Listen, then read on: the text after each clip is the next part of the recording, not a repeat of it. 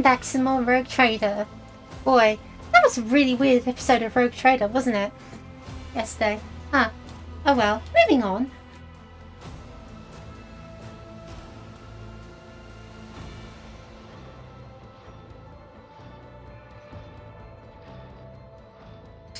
When we left off, we had left chapter 1 and it only took us 50 hours.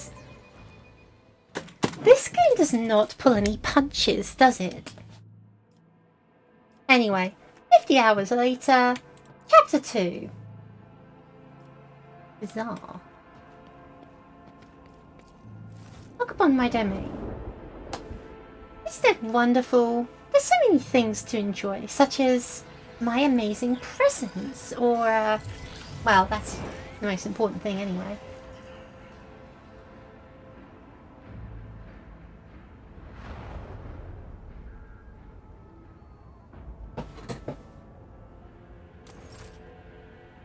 But it seems Irilet wishes to speak to me, and speak to me she shall. Check my bedroom. Actually, hold on, what about the secret room? How is it looking? Intact. That was messy as it was when I left it, honestly. Well, I'm a rogue trader, not a rogue janitor. Hey, Irilet, what's up? Luntuck, at last you've left your ornate cage. Well, it's called a bedroom. I know that you sleep on the floor, outside, but, like, some of us don't do that. Well, I cast a look over the stone palace walls. For many a turn have I sought to meet you, and yet your servant, the one who is like the silver-haired Abelard but twice as young. Really? Damn. Has no favour for the quest of a child of Asaran. Take me to a place where the hearing of others will not steal the words intended for you. Step into my parlour.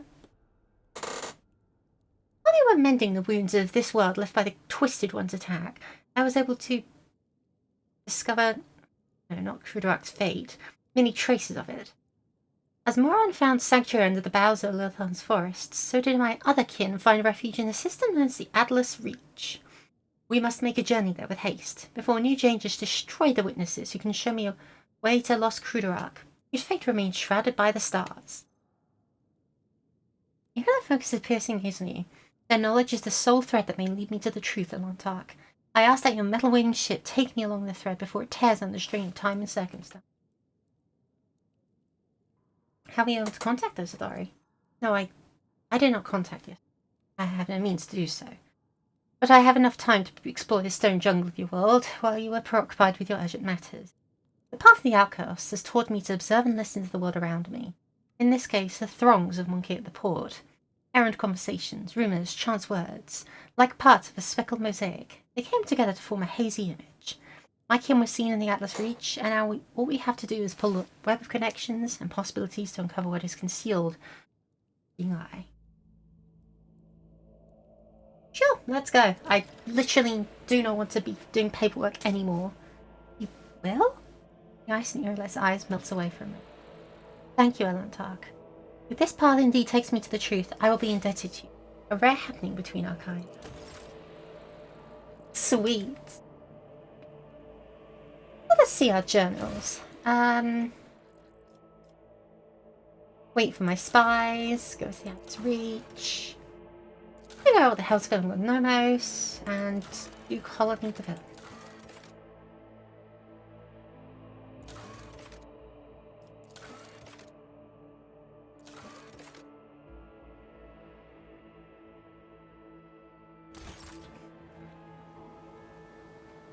Sweet.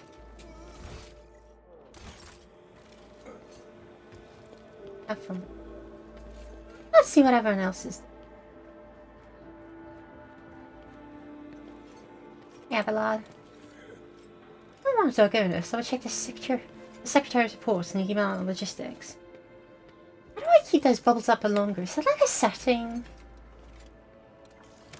Oh, I need to figure this out.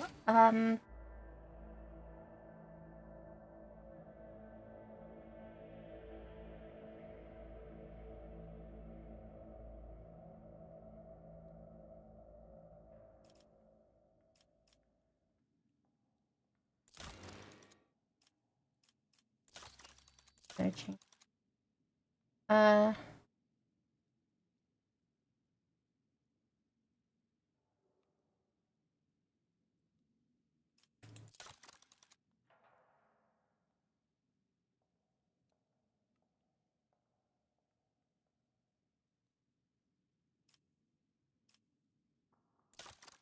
Oh, hi, Jed. Seriously, is there just like no way to make the speech bubbles last longer than half the speech bubble? I'm good at reading things, I really am, but even that's a bit much.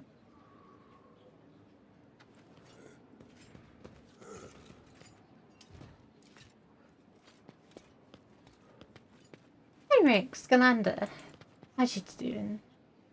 I have serviced this world, let your know become extremely complacent. Did that before.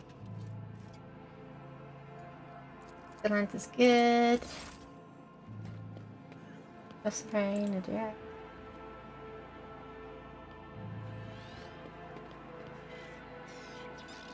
Pascal.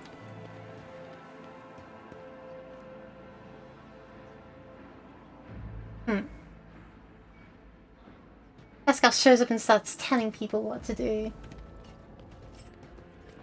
I'd expect nothing less. Aww. Right, let's head off, gang. We've got Eldari to save. Not necessarily because I want to be in debt to them. Hi, guys.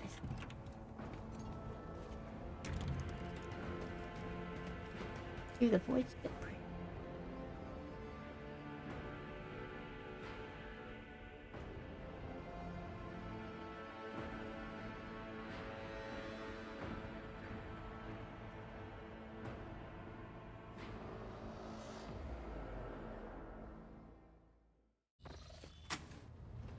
Of course.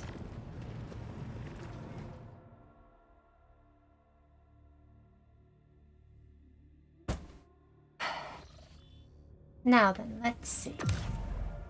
Oh, the colony's telling me that they want things done. Hold on. And bloody Vivos. I don't want to go to Vivos.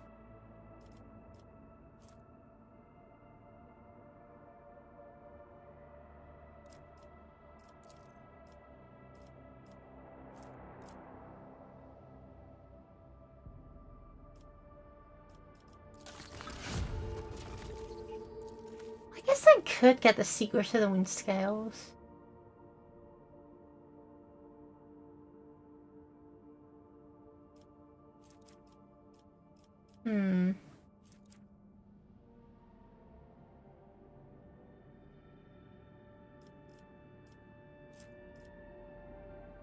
But like, I don't really need any of this. Oh, whatever. I'll give us info. The Atlas Reach, up north.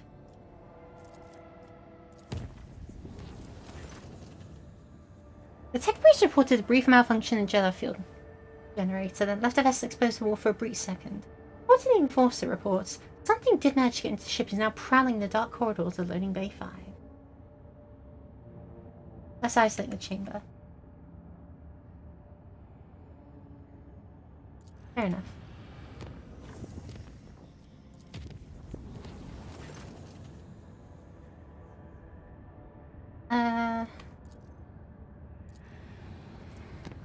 Collision, make this safer. No more problems, please. Thank you. One more scan. There's nothing here. So let's drop in.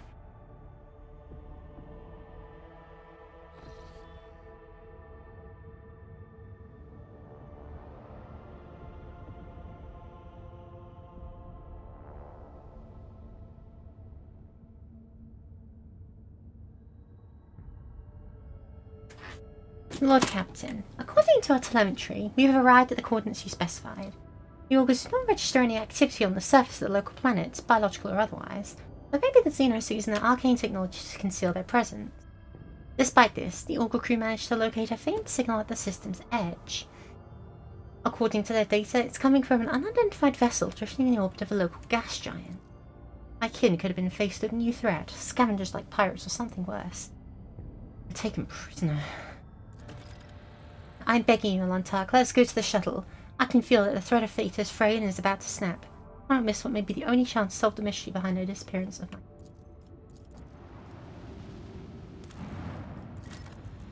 Sure, but like, let's scan the planets first, for profit reasons.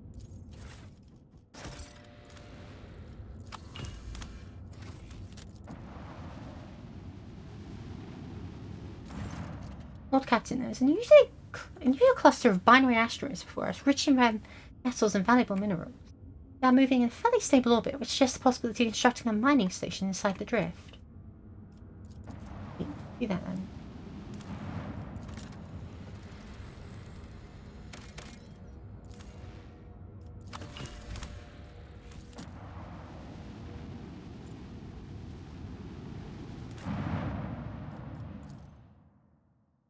Oh, but first let's just do that.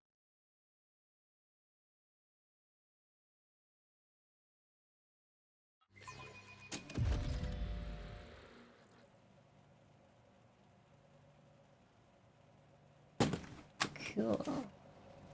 Keep your wits about Yeah, you. tell me what's going on here then.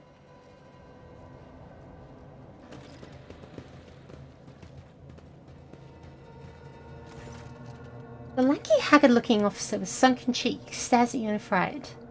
His body is shivering as if from a feverish chill, and his eyes are darting back and forth anxiously. Your ladyship, Rogue Trader, what brings you to our humble ship? Stop shivering like a leaf in the wind, monkey. Answer me. Have you seen others like me in the system? If you have, tell me where, when, and under what circumstances you passed cross-land of Earth afterwards.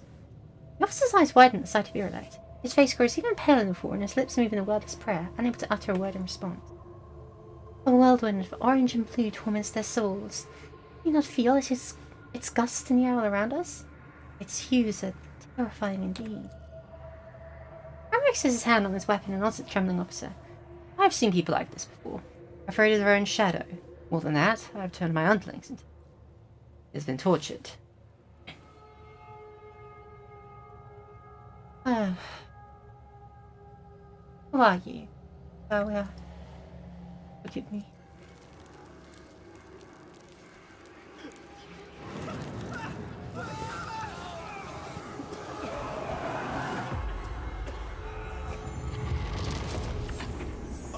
Oh, when they say tortured, they meant Drukari tortured. Of course. I'm beginning to think that your kind is eager to step into our snares. Are they? Andre? You gasp, sucking in the poisoned air, each breath scorching your insides with liquid fire from throat to lungs. Every cell in your body is engulfed in maddening pain, as if you're being doused in molten metal, skinned alive, and subjected to yet another form of torture. You hear sounds coming from somewhere far away.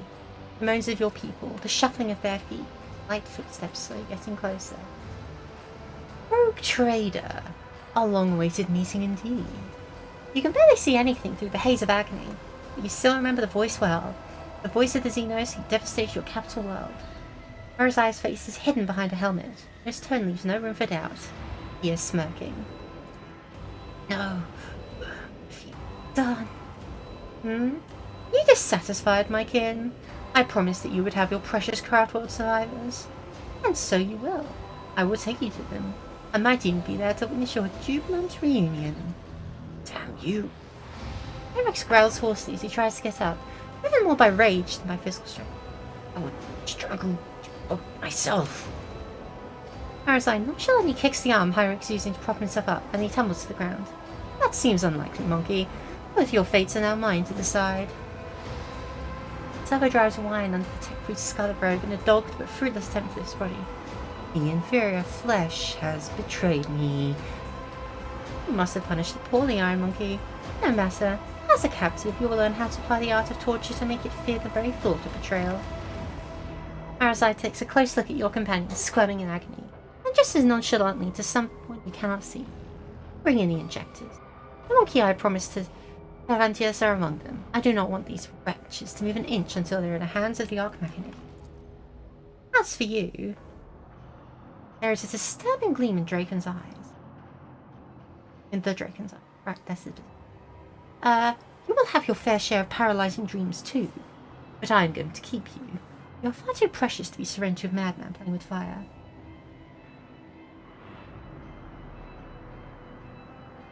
Little rule crossing with me again. You disappoint me, monkey. I've heard the pleas of millions and the curse of billions. You can do. His last words fill your head like a deafening echo of a ship's siren. The gas creeps deeper into your lungs, eating away at them hungrily as the agony spreads down your every limb. You are suffocating. Are you enjoying the sensation? I had this poison made for you. Who would have thought that a monkey would one day earn such an honor, a special gift from a dragon? But you're suffering. I knew the taste to be exquisite were I to touch the Drakari's talent for extracting. However, there will be a time for that later. No matter how I wish to play with you all one after another, I need you for a purpose, Rogue Trader. Pomerar waits all of you. Mandrakes, take them. Leave them behind. Also, I was right, they were mandrakes.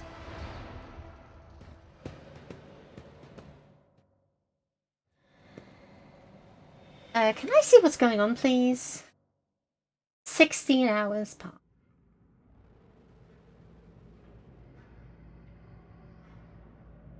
I do like that very unnecessary time thing.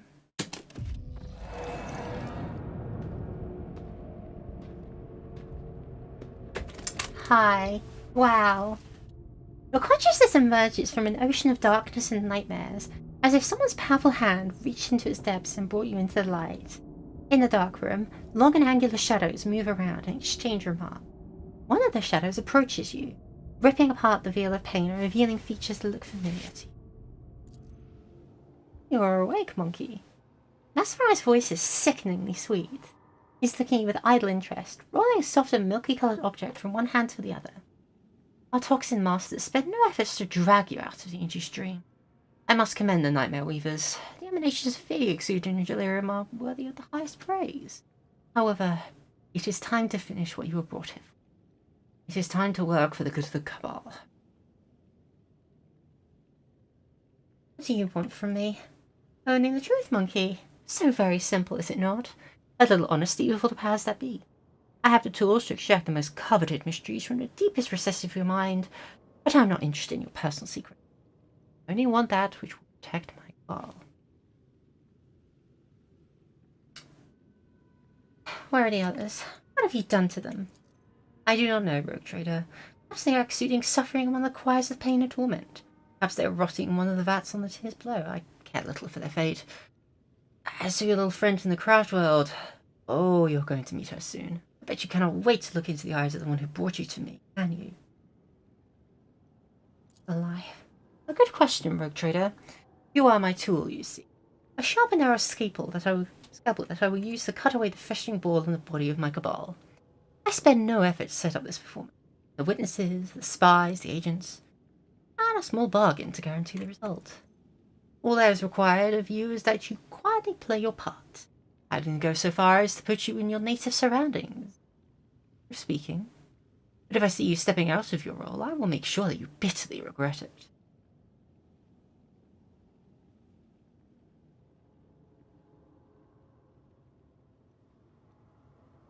I might be able to play my role better if I actually knew what it was. You, monkey, hate creatures alien to your kind, and hatred is fueled by primal fear and awareness of your insignificance. To us, you are cattle that exist to be butchered and to entertain us. Sometimes we use you in our little games, but to involve you filthy brutes in the politics of Conmara, let alone in the feud between the Cabals, oh, there are few worse ways to bring dishonor to oneself and one's kind. From the first day I saw you, I knew you were being controlled by another hand, far too experienced and flexible to belong to another. You stayed ahead of me in Terazara, anticipated our moves, fought back with surprising skill, and I can guess. No, I know exactly how you were able to know so much. Only one creature was sufficiently aware of our tactics and raid plan. You will help me expose her, restore the Reaving Tempest to its former favour. I have a secret for you. Something your spies and agents failed to uncover.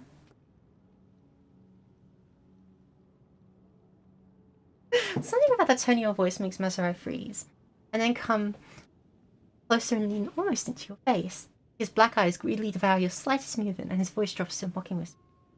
Well, this thing.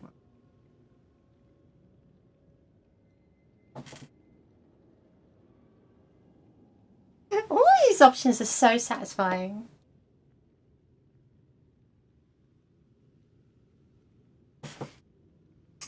Oh, fool. You are so easy to do. The slender fingers in the Cape-Light's glove clutch your face, the claws leaving deep scratches on your cheeks and forehead. The edge of a razor-sharp blade presses at your throat. Masarai furiously hisses something incomprehensible, and then he releases his grip, pressing his desire to kill you on the spot with an enormous effort of willpower. Oh, it's just like my fanfictions. The Jakari gestures so when the shadows near you, and your head is forced backwards. Masarai brings the hand holding the strange object closer.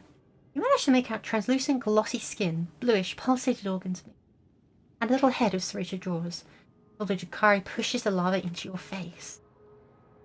Ugh.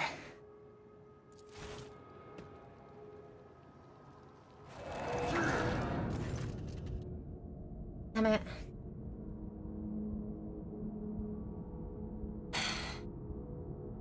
Insufficient carouse of all things.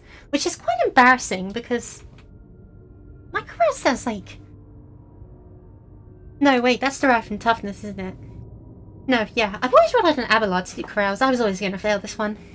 Sensing warmth, the creature springs into motion, and a moment later, as it blindly pokes at your skin, it discovers your nostril and rushes forward, stretching the skin and tearing through the mucous membrane. Unbearable pain overwhelms you as the lava begins to force its way through the soft tissue and cartilage, each of its movements causing crunching noise to vertebrate through your skull. The creature greedily bites into flesh and moves ever upward, past the bridge of your nose, past your eyes, and suddenly alien invades your consciousness. Darkness clouds your eyes, but the sensation of an alien presence does not relent. This is not a conscious mind, but something primitive, yet unbelievably strong in its unknowable pursuit. It is crawling around in your thoughts, scratching them with its sides, and is changing their shape. Perhaps all this is just a bad dream, a quirk of the intellect exhausted by endless troubles, a calumny of a mind too weak for the burden it was made to carry. Stray light dawns at the edge of your perception. Ugh, gross.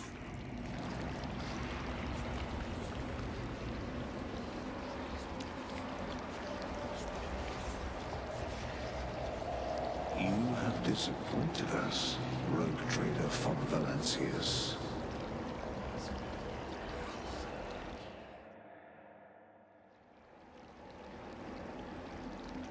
That's a lot of meat.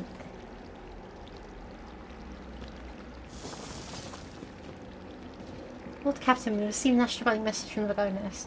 Regular scanner reports that Xenos really a merchant ship in the battlefield of humanity.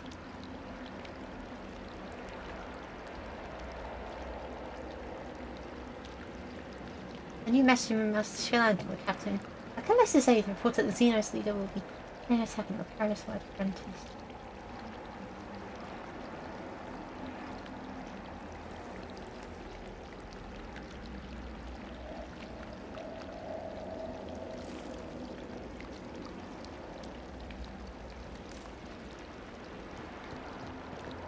Let us not dawdle.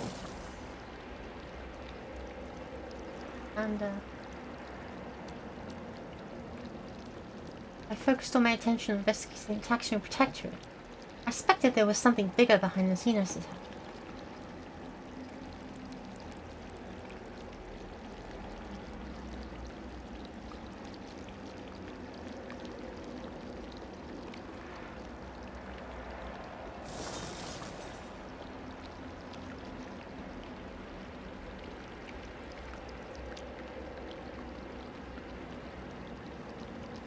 I will lead us to fortune.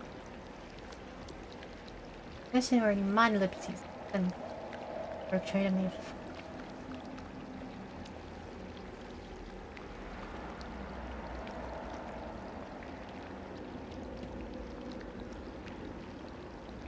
I always keep my options open. Eyes to see me? Explain yourself, Alantar. Why is there a shot of Cruderock in it?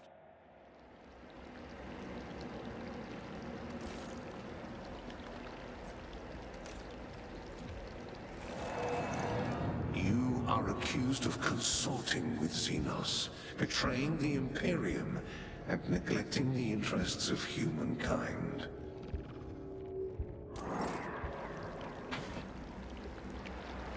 I have it every time.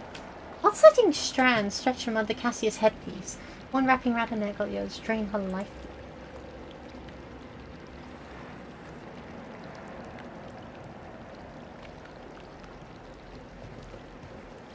Call this a dead friends montage.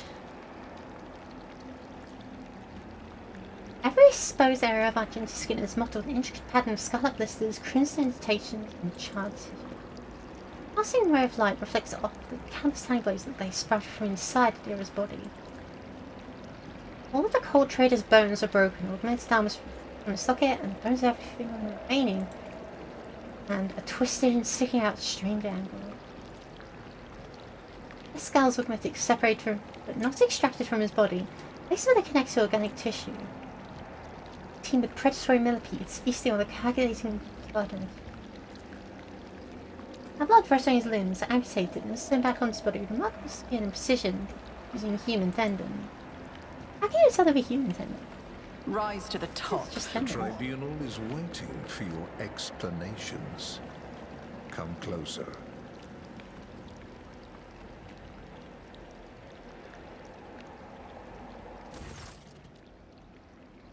And here comes our principal witness, the rogue trader herself.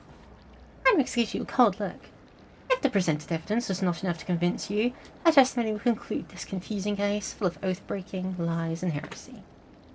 You dragged this girl into this trial and now expect someone will lend an ear to a lowly heretic's testimony? I thought better of you, Interrogator Van Carlox. I was so very wrong. Lady Theodora's voice sounds even harsher and angrier than you remember.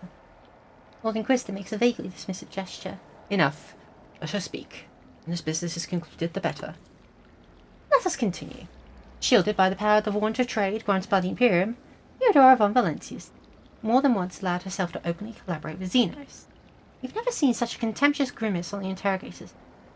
She plunged her entire protectorate into apostasy and heresy, including the current road, and went out of her way to prevent the Inquisition and me from maintaining order inside the Expanse. Does the rogue trader admit fraternizing with Xenos, serving as their puppet, and rejecting the God Emperor's blessed life for the sake of her heretical desires and faith? You served the Xenos. You rejected his light. You rejected heretical desires.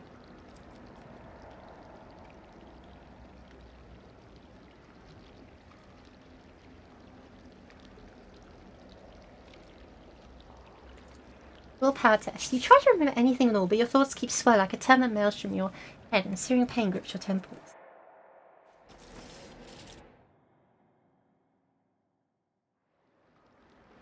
Henrik bends over you with a great smile. Rogue trader, are you alright, or was your heretical association with Xenos so disrupted that you lost your mind? Mocking words belittled Hyde's irritation. The interrogator is obviously displeased with the turn the conversation is taking.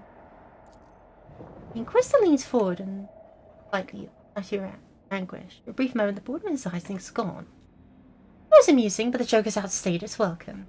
Theodora shoots the interrogator a nasty look. It is painfully obvious this heretic is dancing to your tune. What's against mine? You had lost before you even unsheathed your blade, Heinrichs. You need not worry, dear Lord Captain. It was not my intention to bring up unsupported claims. Heinrichs uses a data slate and skillfully manipulates the device until it locates necessary information. The rogue trader uncovered the crimes of the Eldara and the most important agri-world, the Von Valencia's Protectorate, which feeds many Imperium colonies in the Expanse. But instead of purging the planet of the Xenos menace, she allowed the Inhumans to take refuge in the shadow of her power. They are corrupting Genosian society as we speak. No, it's past another rebellion will not be long in the coming. It's true, you did. Rogue traders often been accompanied by a Xenos companion. And though the warrant of trade does not allow one to grant sanctioned individual specimens, does allow one to. And what is this if not confirmation of Von Valencia's family's loyalty to the enemies of humanity? The rogue traders tries to Eldari. The different subspecies of Eldari are just obvious. What else could have helped her define the carefully prepared plans of Drukhari, if not other Drukhari? Von Valencius always ended up in the location of the next Drukhari raid, knowing for certain where they were going. The only Xenos plan I'm aware of is the one where they play foul games with my head.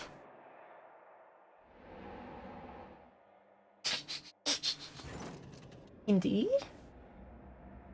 Xavier Calcazar shoots the interrogator news look. What do you think she is talking about? He is obviously trying to disrupt the trial. Dolly, I suggest you watch your tongue and behave yourself. Perhaps, only perhaps, it will be enough to preserve your miserable life. At this point, the tribunal probably wants to know what the true intentions of the von Valentius dynasty are. The Rogue Trader claims she has been waging war against the Drukhari this entire time. Except, was there really a war? Or was it another carefully staged performance? Hendrix is looking at you closely, almost without blinking. Allow me to explain what actually happened. Dolly von Valentius personally invited Drukhari to her world, and then used their strength and resources to sow chaos in the expanse to gain leverage over her rivals. It is very convenient to play the victim while working with those who rob your neighbours blind and terrify the worlds to pay you tribute. How much did you profit from this, Rogue Trader? I think I would not uncover your pathetic conspiracy. Enough of this circus, Heinrichs. I did not set up any attacks. Heinrichs' face contorts monstrously, his skin stretched to the limit across the bones of his skull, his voice roaring with fury. Chimera, do not squeeze between those strands of the web, monkey. Do what you were brought here for. Are you really saying your war with Drukhari was not a hoax? And how did you and your foolish subjects know the coordinates of the enemy ships every time? How did you know their targets? Do you think your expert on all things Xenos was shrewd enough to divine a carefully devised plan of the Cabal's finest? No, only other Drukhari could do that. Then, only a few. That means you were in collusion with them. Bull-headed stubbornness does not benefit a woman of your pedigree, Rogue Trader. But since you have decided to deny everything, I will summon another witness. I'm sure everyone will find it interesting to explore this sordid story from another angle. Baronet silently takes a graceful step forward. If the court so desires, my speech will run like a river and wash away your doubts. I found a shard of my home in the Rogue Trader's core chambers. An entire craftworld vanished among the stars. The only clue to its fate resting in the hands of this monkey. I was then began to suspect she had something to do with the misfortune that had befallen my Cruderak. Do not be deceived by her breed. There is a cunning predator lurking behind the fluttering of fragile butterfly. Ah. The monkey before you is a bizarre amalgamation of qualities not usually inherent in her feeble species. She has mastered the mysteries of many of this world's cultures, the secrets of the universe and ancient artifacts, the fine art of war, the intricacies of deceit. All are embodied in a single monkey, however hard it may be to believe. However, the thread that bound our paths broke the moment I realized the monkey's involvement in the disappearance of my home.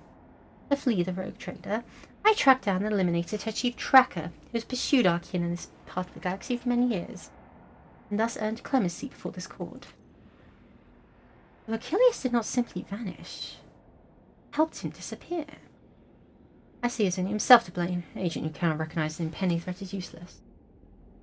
No, this is wrong. No court in the Imperium would ever admit the testimony of a Xenos. We're only allowed to speak when questioned, but since the Rogue Trader is so eager to make her voice heard, by all means do. The court is curious to know what you gleaned from this interrogation.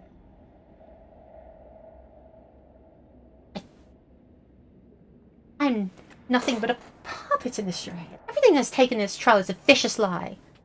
You try to push the words out of your throat, but they become stuck in a suffocating lump, choking you. Alex notices you're struggling, quickly changes the subject. The Rogue Trader is obviously stunned by the realization Theodora has been using her this entire time to impede me. Enough.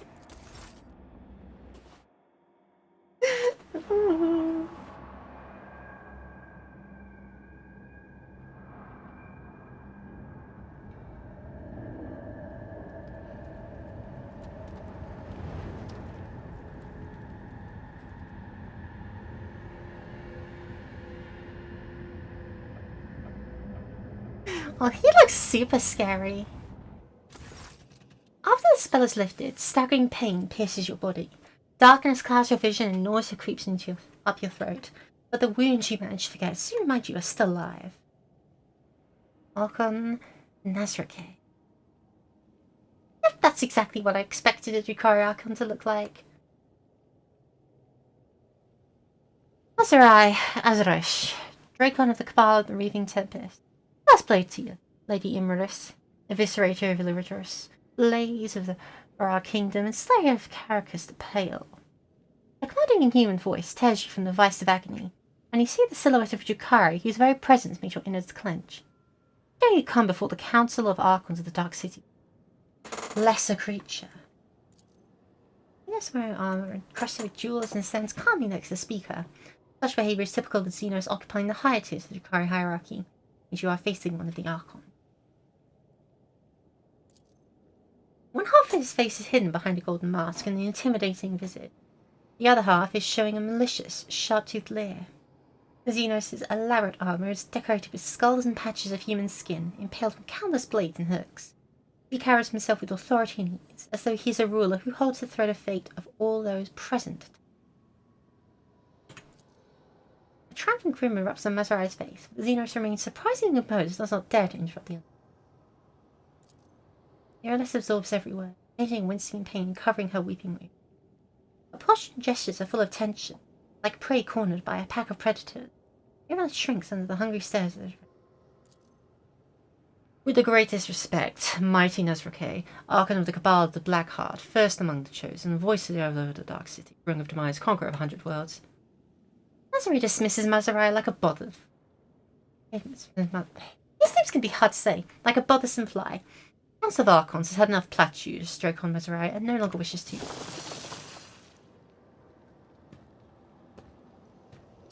Lion Shukas with the shell dragadai. Oh, is that a solitaire? Oh my gosh, it's a solitaire. Should be the solitaire, seeing as it's a roll. A vitriol verbose to cut and thrust, keep time with fate's own machinations grave, but whose deft footward leads to naught but dust, while from its brutal finish none can save. This play the puppet master granted me, through murky stalls, a path obligingly. The puppet master has Vex himself invited you to this chamber? The Archon chokes on his own words, but quickly regains his composure. No matter. You may be our guest, Arbanane, but you are merely a spectator in this performance. And spectators do belong on the stage, as you undoubtedly know. Do not interfere. The stranger presses his delicate finger to the lips of his sorrowful mask, and says with a twinkle in his eye, "Where in the shadows will I be?" Right motley, the hollow suit, the mask hiding Sonan's face, and a grateful subtle movement. Before you stands a harlequin, another represented the multifaceted Eldari race. Xenos catches your eye and nods. For a moment, the play of shadows on the mask appears to twist its expression into a mischievous grin. You have heard many gruesome tales about the atrocities of Drukhari. The cruelest and vilest always avoid Adredale Vecht, the Archon of the Cabal of the Black Heart, the supreme overlord of Komarag, and the most dangerous force of our kind. Let's listen to the conversations. Mazarai Azarish, considering the circumstances. Malcolm looks around the room and rests his troubled gaze on the Xenos and bright armor who interrupted him. The council finds Archon Eramis guilty. The blade of your truth cut through the shadowy veil concealing her transgressions. However, how dare you insult the council with such a pathetic complaint? You should have ripped Emerus's heart out with your own hands and granted her soul to Vecht if you wanted to atone for the mistakes of the Reaving Tempest. Mazarai's eyes widen, filled with astonishment and disbelief. He seems to have been certain of the outcome and did not expect what he's hearing now. His lips twist into an enraged snarl, hatred directed at Xenos on the throne, and yet it finds no outlet under the gazes of dozens of Drukhari in the chamber. To contradict my decision is to contradict the decision of Vecht himself, fool. Allow me to discipline you for your weakness. Today the Dracon will lose his wings and plunge to the very bottom of the chasm. You'll go to the arena to atone for your mistakes and impertinence alongside the rabble you have dragged to Komarag. If you are a true Dracon, you will rise again. Not, your suffering will satiate. Lay down your weapons and follow the guards. I will let you keep what little dignity you have left. This is my final gift.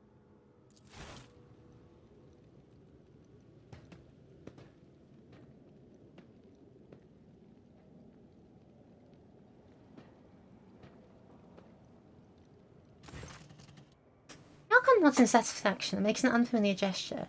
The guards draw close to you. Let us return to you, Eramis. The harlequin's laughter interrupts Archon and echoes under the vaults of the chamber in a sounding baritone. And all the masks upon their marks now stand. The slave of vanity in the spire ascends. The thief and traitor cast downward by her hand. Unbeknownst to all, their fate depends upon a lead unseen, their player. A harlequin leans forward and eyes you with genuine interest. Probably a solitaire. Definitely a harlequin, obviously. You can tell they're a harlequin because they're a clown elf. Elf clown? A clowny elfy clown. An elfy clowny clown. Is this how you treat the hospitality of Komarag, Harbinian? The Archon angrily balls his fist, the shadow of his wrath hanging over the Eldarian tip like a thundercloud. I thought your words were worth more. Insult me by interrupting the trial again. The Xeno sweeps into a theatrical bow without taking his eyes off Nazaray's face. You, Archon, speak a just rebuke, in truth. Fate's melodies and snarls fantastic have entrapped me here, and when I heard them play, I could not keep my lips from grinning wide. Here comes the hour for shadows to retreat, for where the curtain waits to rise, the laugh with no beginning now sends forth.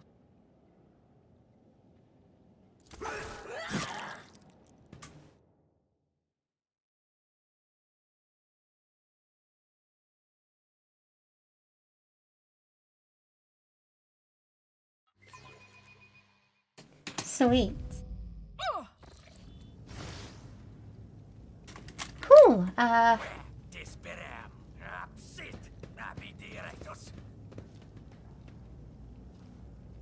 not dead, though I suddenly feel like I should be. The world is an impenetrable haze of warm pain. You lie motionless. No, you rest in the murky gloom, slowly dissolving into nothingness. Sometimes your repose is troubled by unpleasant and persistent tremors coming from the place where your legs used to be. You do your best to ignore them. Will you, vulture? This is not your prey. A vaguely familiar voice reaches you through the curtain of darkness, what your disobedient thoughts have used to reveal where and when you heard it. Was it just recently, or 100 lifetimes ago? The trembling coming from your legs is replaced with a violent jerking motion, and then it finally stops.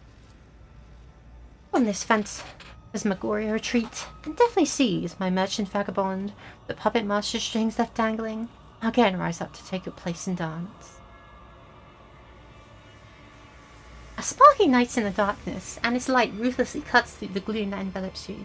An ugly image of this reality around you assaults your retina. You can feel your body again and realize it's filled with pain, shoulders sore from an injection.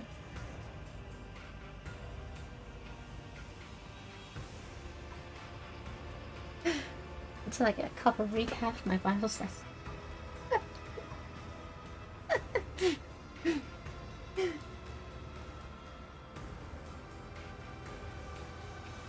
Nah, I'm pathetic. Help. My laughter reach your ears. Your legs require direction, merchant mine. Therefore, address your pleas to them, not me. Their thirst for dancing may yet spur them on. You usually regret this decision. Every inch of your body is suffering. There is a dull, debilitating pain in your head caused by chemicals of some kind. Your body is covered in deep cuts, made either for fun or with sinister intent. All of your organs appear to be intact, but the same cannot be said for your blood.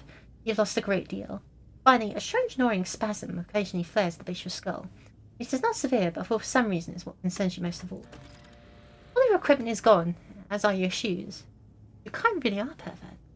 You don't even have a knife at hand to fend off enemies or to open your veins. You are surrounded by the dead. Numerous corpses, mutilated bodies, and pieces thereof. Humans, Drukhari, and other Dinos unfamiliar to you lie motionless in this gruesome mortuary. Eyes refuse to focus on the blurry figure of the person who came to your aid.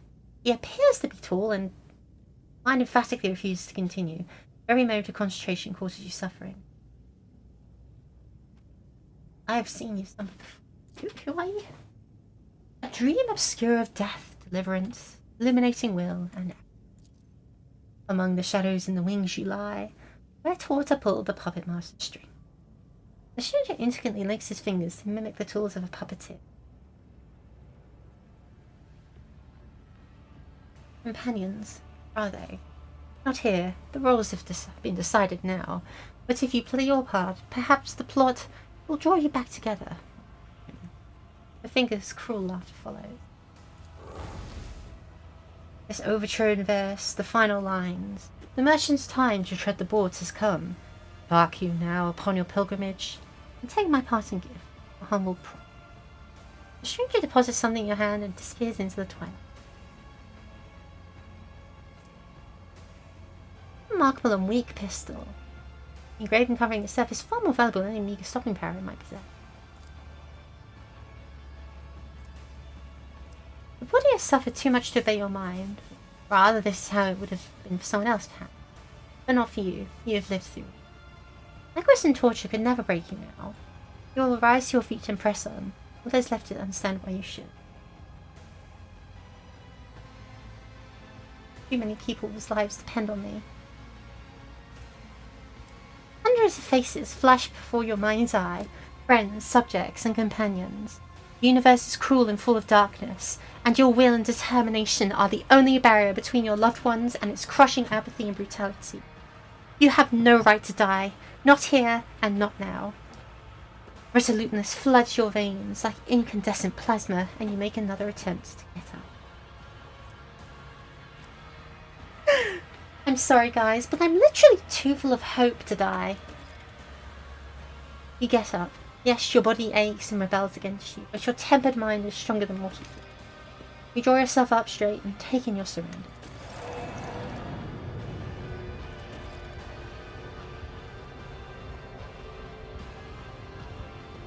Ooh.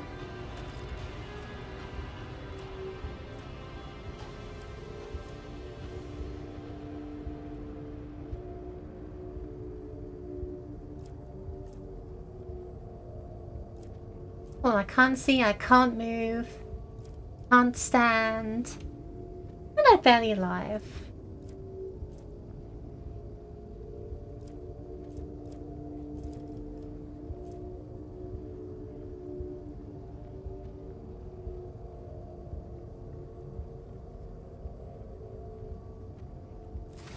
Also, I'm civilian. And all I have are a couple of ship artillery guns and this handgun. Oh, Jesus.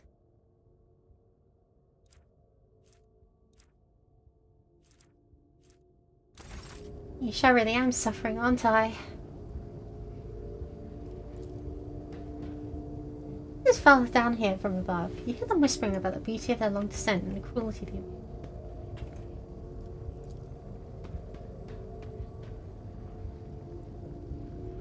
Just as I planned. Lost contact with flagship, so you can't just like stockpile things in there. I got a stim.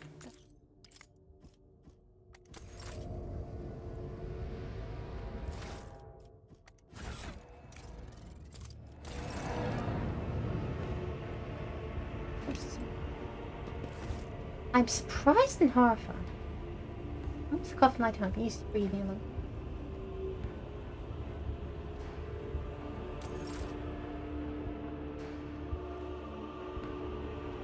Fascinating though to see humans alive down here. You know, like, I guess they would with a good bit of luck, but you know. I won't let it define me. No more stims there, fair enough.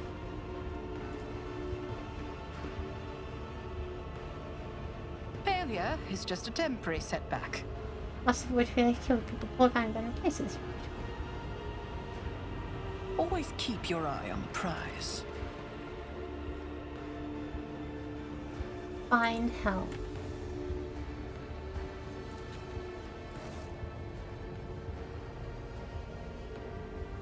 I refuse to die.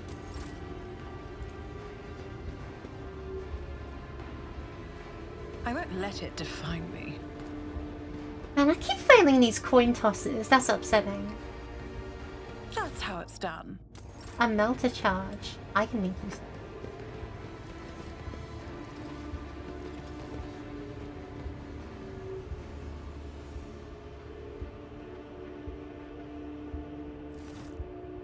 Oh, do you have a death wish? That's why they came here. They've got people like us.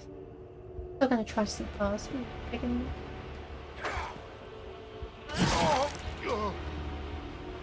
Oh, the hunches and butchers.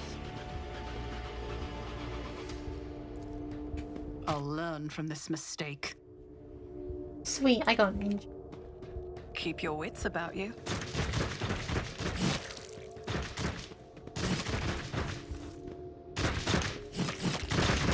These belly hurts and your body feels surprisingly light. Is that so? Because I've managed to receive an injury again.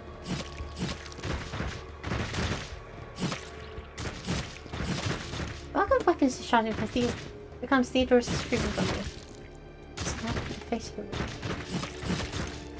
People spend their own training to avoid here to at the moment to try and take over your ship. Is there money to be made?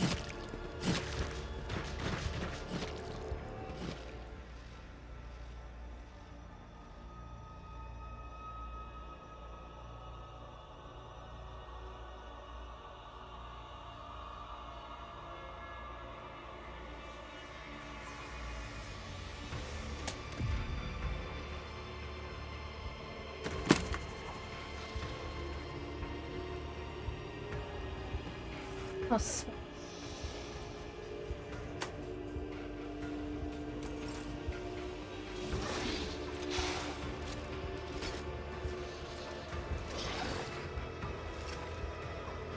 That's this Curry got something to do. Oh my. What the?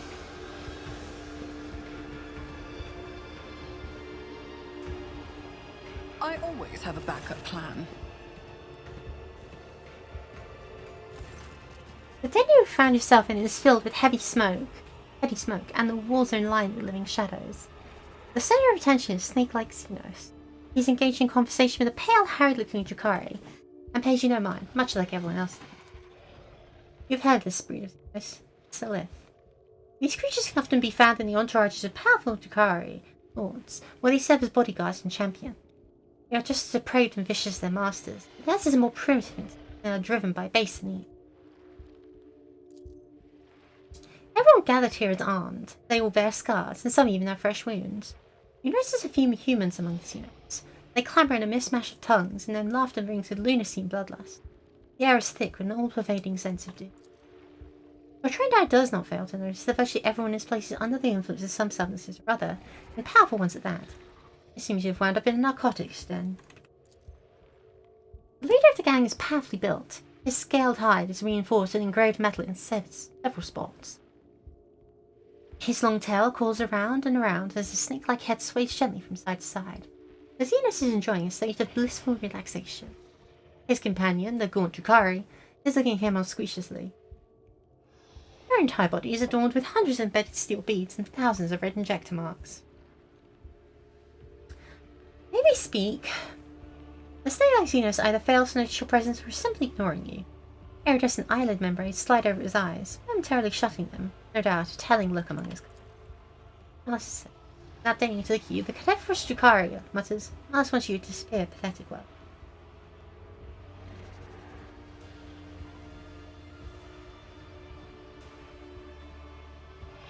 You're Malice, I take it? Oh my, still a portrait? Oh wow, Alright. Alright. His 17 head turns you with inhuman fluidity. His forked tongue tastes in the air. I am Malice. You are an inconvenience. Get lost. Or you'll find out how Malice steals his inconveniences. Hmm?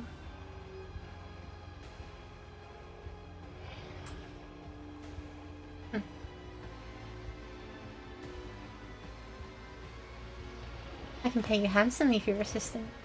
You have nothing. Don't waste my time. The Xenos keeps his attention focused on Drakari, but his scaled fingers holding an elegant-looking injector clench in displeasure. He speaks slowly and indolently, like a snake about to enter rumination.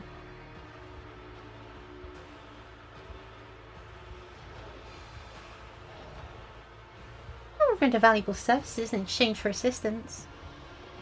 Use could you be to me? The Xenos yawns sleepily, his mouth opening disproportionately wide. But if you want to serve, I have a task for you. The den's temperature is controlled by an atmospheric convector. The scavenger who sold it to me forgot to mention it is faulty. Unfortunately for him, he was unable to repair it. Now the scavenger is dead, and I have to suffer the discomfort. My race is cold-blooded, like I swore. None of my gang have a knack for hardware, so if you could fix. I'll take pity on you. I've been mocking, Melissa stares at you unthinkingly. I should take care of the problem. Sorry, looking at your wounds, you don't have long to get the job done. Nice. I have enough tech use. I should be able to do something, right? Success is the only outcome I accept. Just tell me. If you can whisper this. Ah! I'm good.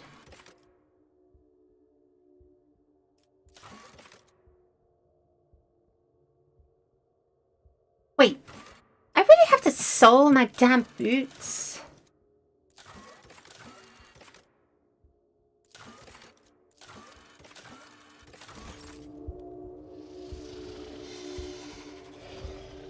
Incredible.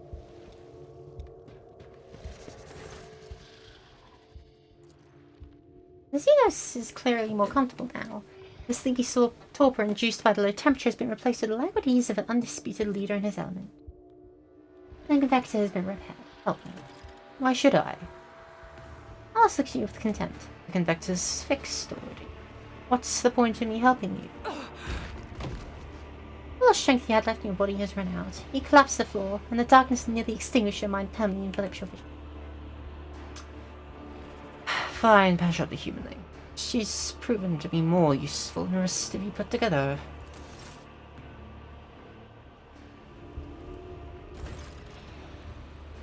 Sensation slowly returns to you. Your body is still in pain, but you're no longer on the brink of death. Your wounds have been crudely closed with metal clamps, and your throat is pocked with injector tracks, as though you've been wearing a neck pillow of needles. One who rendered this first aid to you is clearly not a qualified chirurgeon, someone who would typically be permitted to minister to the person of the illustrious Rogue Trader. Looks like you're back with us. I don't know what to offer my congratulations or commiserations. Skeleton Xenos looks at you with the slightest deference. Without the slightest deference. Thank you for your help. Not your thanks, humanling. You'll earn back every stimulant I spent. As soon as you stand up, you're seized by a strange sense of unreality. It is as if you are still there in a wicked darkness. Everything around you is merely a twisted mirage. It seeps into your mind like a poison, sundering its contact with your body. You have to make deliberate effort to hold on to the thought you are you.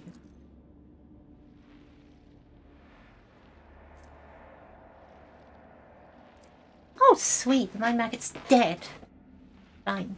What, is your mind maggot giving you trouble? I saw it latch onto your spinal cord when you patched up. Quite a well-fed grub it was, with lots of teeth. It's dying now, they have a short life. And that means its poison is especially toxic. You'll lose touch with reality from time to time, and when the mind maggot dies, the final dose of poison will make you think your body's not your body at all. And then your heart will just stop beating. I could have pulled that thing out of you, but I thought, why should I? Consider it a guarantee of gratitude. You've earned your healing, I'll release you for it. What do you want from me? Kill for me. Go into the Maggle sector and find me a freak called the Commissar, one of your kind, and spill his guts for me. Do that and you'll earn my favour. Some counts for a lot. Who is this Commissar? A prisoner of Jukari who thinks himself too highly of himself. Instead of dying in the arena without any fuss, he is hiding, gathering other slaves who race around him, making pathetic plans to get his revenge. And many of your kind are listening to him. See how few human and shrieklings there are? They used to all come to me, but that the Commissar no longer come. The Maggle sector? Off-putting name. Off-putting place. It's the base of the spire in which we live. Pomerag is stitched together from scraps of various dimensions. In the Maggle sector, the seams are starting to... Space is collapsing in of itself, and entropic radiation is off the scale, spawning all kinds of abominations. And the sector itself is slowly but surely turning into nothing. Some unhumanling went there recently. What do they call him? Resorian? Was old but strong and too loud. His visit probably stirred up all the freaks. You should have been quieter than he was. You have to be insane to set foot in a place like that. Insane or an outcast like the Commissar. Hiding from the hunt. Or you. I'm gonna need a more serious weapon. If you're useful first. Do this and Malice will see that you have decent toys to play with before. In the meantime, you can pick something out the junk pile. Very well, I will kill him. Bring me his head. In exchange, I will share my toys with you. Make surviving Korok possible.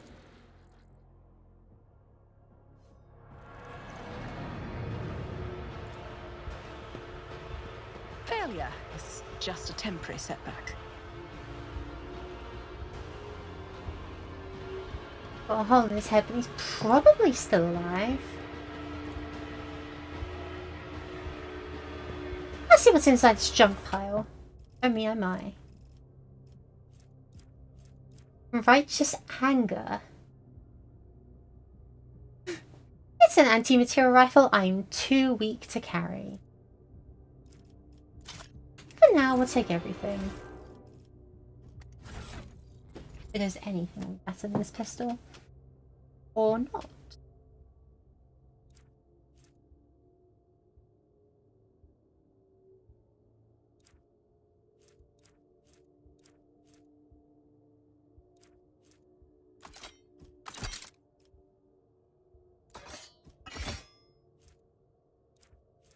Do give you quite the collection of stuff, don't they?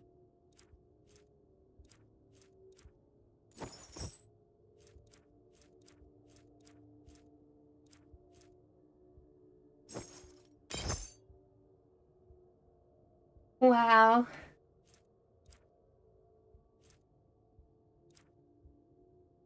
Look at how far the old luscious Rogue Trader falls. But hey, at least I've only got wounds and a bit of poison, huh?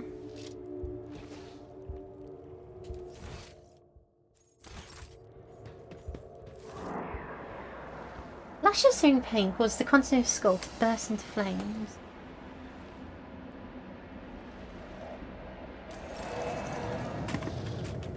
I'll be fine, I'll walk it off. Dawdle.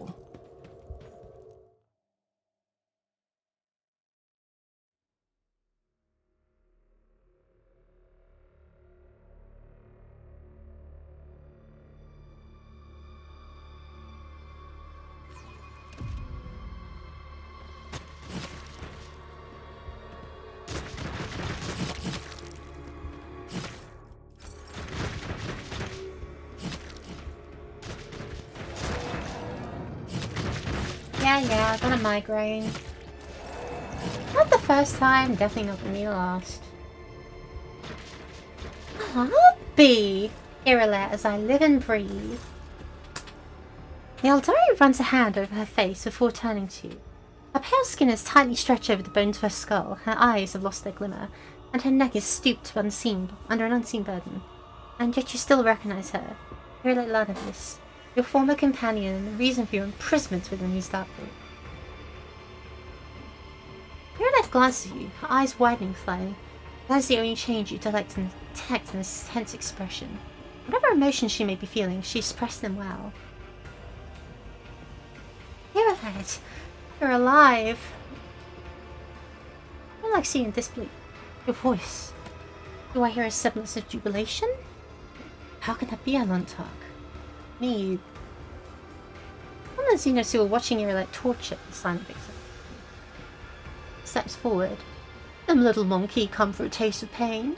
You must have patience. Our little guest still has so much suffering to extract from her first victim. Your prey is far from empty, Irelet. Do not hold back.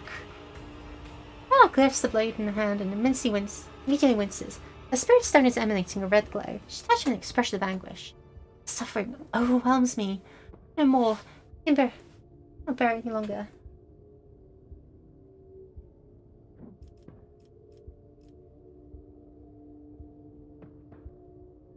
Why are you doing this to her? My little guest is learning art she and her kin lost eons ago. Yukari gloats in a cloying tone of voice. The art of delight, unhampered by meaningless taboos. The art of extracting rapture from another's flesh against the will of its owner. The art of walking the path of the Chikari. Isn't that right, my lost Achirani? Chikari. Irelet echoes the Xenos' words, and the sound of her voice is feeble and hollow as an echo. Once Irlet opens her soul to our ways, she will have a home once more among our kind. If she refuses, well, she will have to give up that bauble she wears as a flimsy shield against she who thirsts. There is no cause for alarm. Down here, our little sister will need a spirit stone no longer. Irlet, I intend to find a way out of this place. What about you? Are you inviting me to come with you? Inviting me to the stars in Montauk? Losing focus there. Spirit stone is a... Irlet is swift and precise. The blade pierces Yukari's throat and he collapses, clutching the wound and drenching the floor with his blood. His kin moves to draw their weapons, but freeze, transfixed by the sight of their brother thrashing in agony. Enough! It is hard to tell whether Irlet is shouting or wailing. Enough of this senseless, aimless torture. This is not my path, and it will never be mine. She turns to you with a faint glimmer of hope on her gaunt face. First, I must ask Alantark. After what I did, drive away the night of my blindness with morning rays of clarity. Have you truly found the strength to forgive me?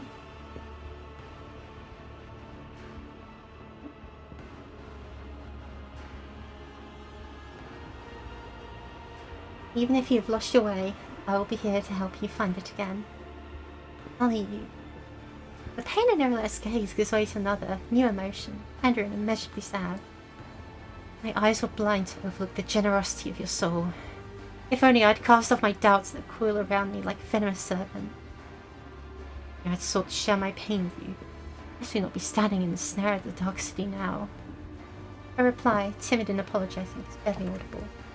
I know you have many questions, my dolly, and I vow to give you every answer. But please, let's first depart this terrible place, away from the nightmares that sink their stings into the dark recesses of my ravaged soul.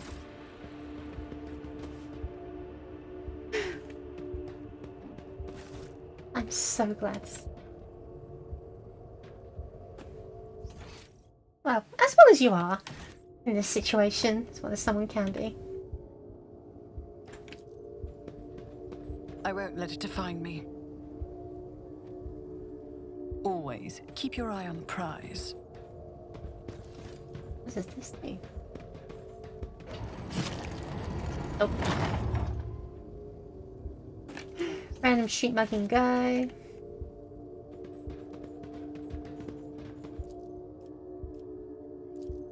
I can probably crack this open. Always get the job done. Contains nothing of it.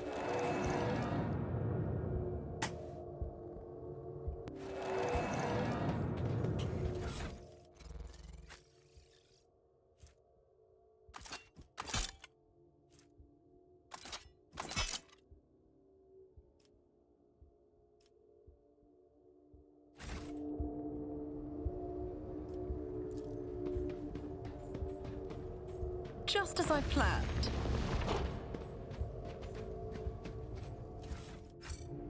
Rise to the top, or get left in the dust.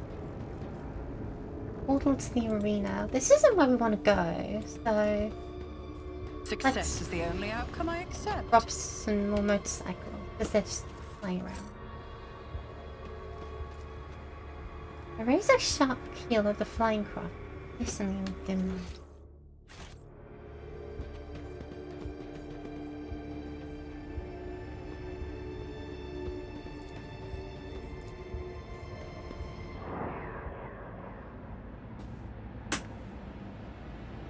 Man, I really need to get rid of this thing. I always get the job done. Failure is just a temporary setback. I'll learn from this mistake. Just as I planned. All according to Kakafu. Oh, sweet! We got a Jakari weapon, we got a spinner weapon, we got a Eldari Ranger son. Okay. Okay, this is all very interesting. Hold on.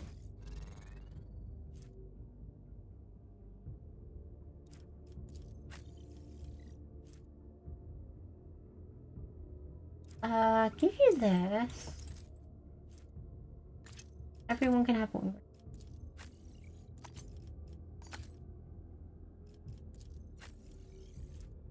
We don't have any psi rating.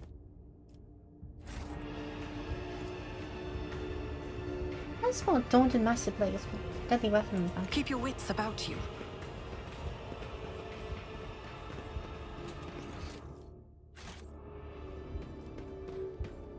Anatomical opera. Feels like the place to be. Yeah, no, we really gotta do this mission.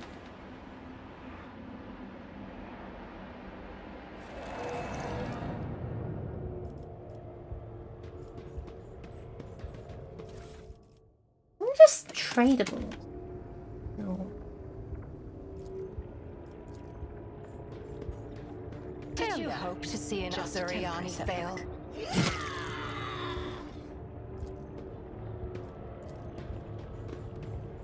Success is the only outcome I accept. Yeah, no.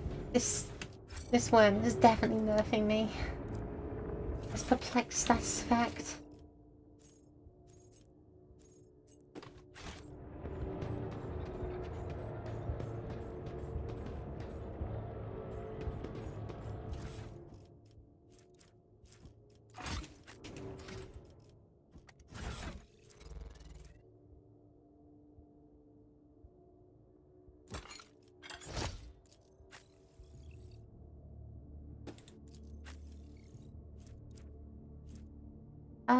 An autogun's pretty nice, but I like one.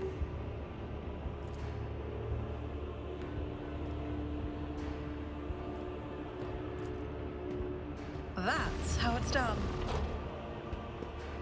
I don't really feel like using a melted shot on that. Let's see. More psi racing stuff.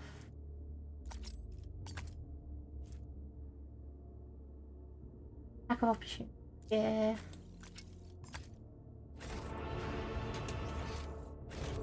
Is there money to be made?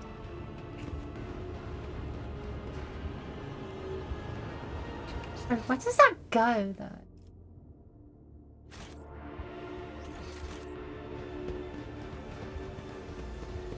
Oh, I do suddenly expect that we'll have to go down. I think that's what it said.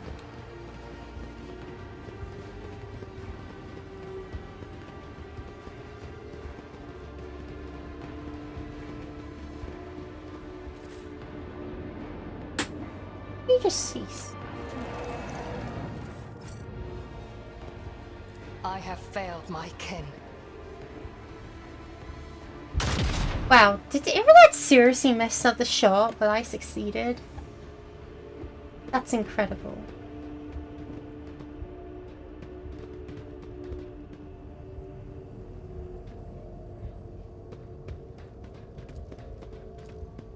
My won't let it success was define me. inevitable. I always have a You hear backup that? plan.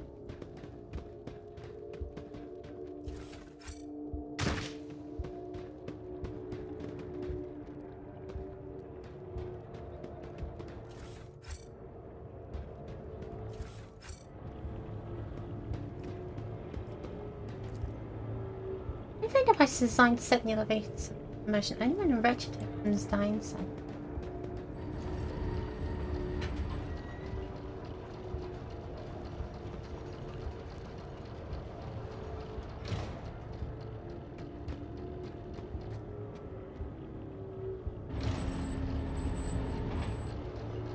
But I don't quite know why they're making those gestures.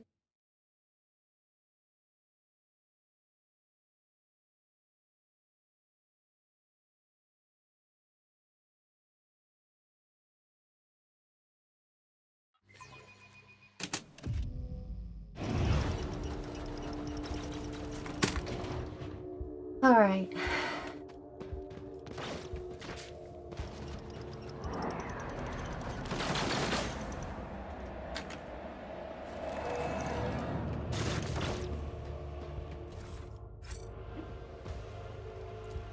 A zealous thug, huh? Makeshift lasgun battery and creator. Well. That's a very fancy looking set of stuff. Power armor, plasma weaponry. Hey, armor stuff. Makeshift Aquila looks somewhat pitiful, but the evident diligence passionate wins to courageous beasts. High fix. True. It's actually Imperial Guards.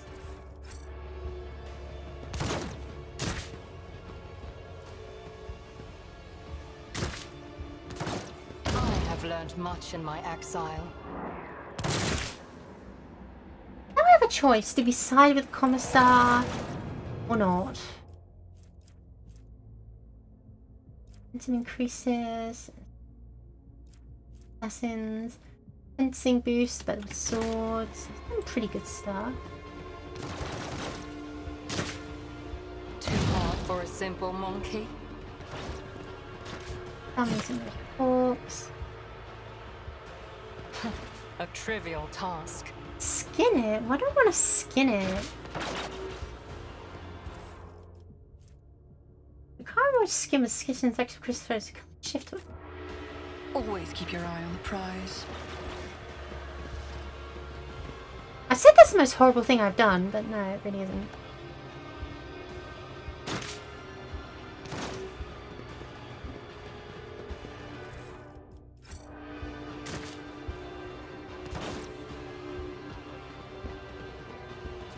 Besides, it's pragmatic and I don't particularly like the tries.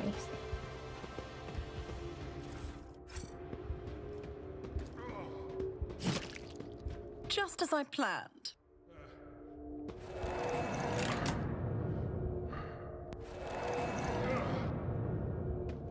My, Abelard. As I live and breathe. You better recognize your Lord Sneshel, Abelard Resserane, in this pitiful hunchback figure. His officer's bearing, his broad shoulders, his direct and piercing gaze, well, without trace. What you see before you is a decrepit, quivering old man rummaging through malodorous refuse and muttering under his breath. It takes you a second to make sense of his horse list. Sorry, love. I'm a second fruit. I was making mischief again. No, where are you? Abelard? Oh, Nathaniel. Abelard laughs faintly and immediately launches into a bout of coughing. Deep lines run across his face and a blurry film of cataract clouds his eyes. Our symptoms are at it again. The council should appeal to logistics. That's fine, love. Let's not children disappear. Perhaps you should just get in. Say that they're going to snatch your home, love. Abelard's looking past you as someone only he can see. There's a timid smile on his trembling lips. You like that, love? You're behind.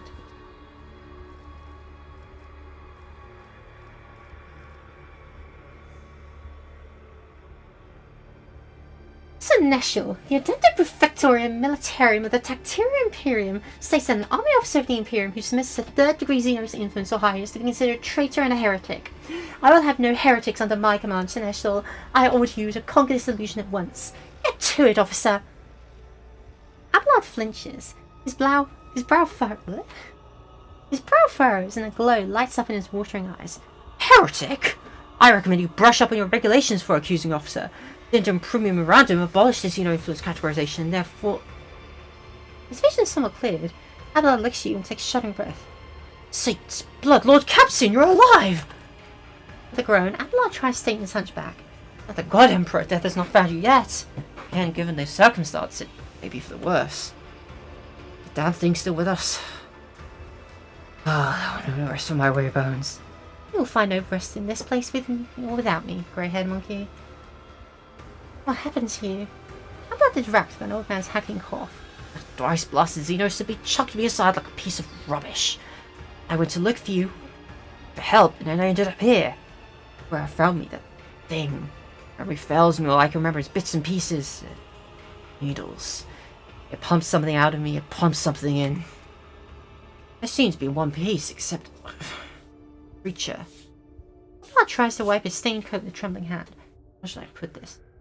Its needles siphon the strength out of me. I feel older by a good decade or two. He touches his face and exclaims in surprise. My word, I think I am older. That could be why I started seeing things. I thought I lived long enough to go senile. What was the thing that attacked you? Spawn of nightmares so ghastly my mind refused to picture a clear image of it. Nothing but meat, metal, and many needles. Feasted on me. Feasted on my very soul. It would have devoured me whole if it hadn't gorged itself on another before me.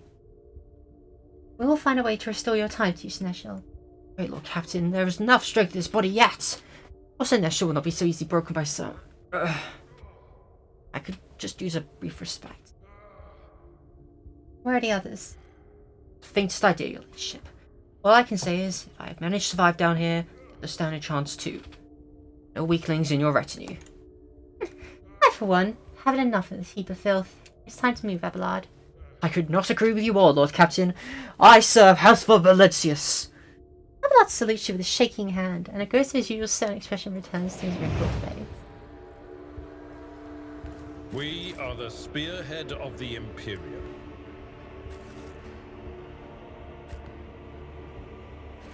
And that is my strongest man here. Not so strong, but we'll make it work.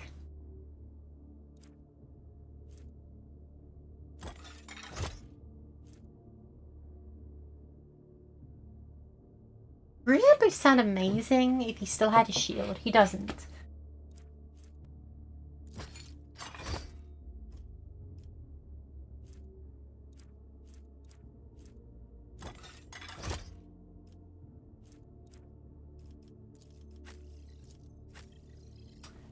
Let's see, what kind of weapon do I want to give him? Does he need a sword?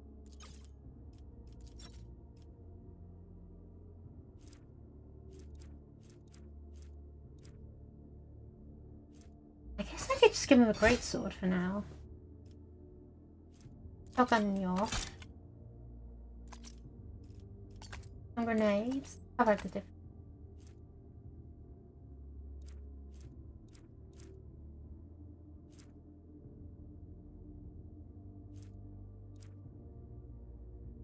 That should do for now.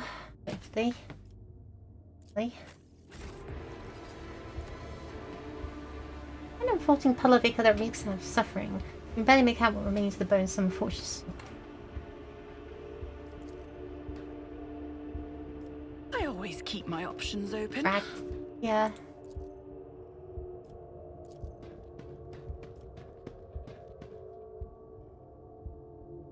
I have learned much in my exile. I always get the job done. Carapace of Sorrows. Once per round, any incoming damage grants the error. Good. If the wearer kills an enemy, they get crit again. One more. Ossificate. Yeah, sure. Inject yourself with the bone juice. That seems like a good idea. Okay.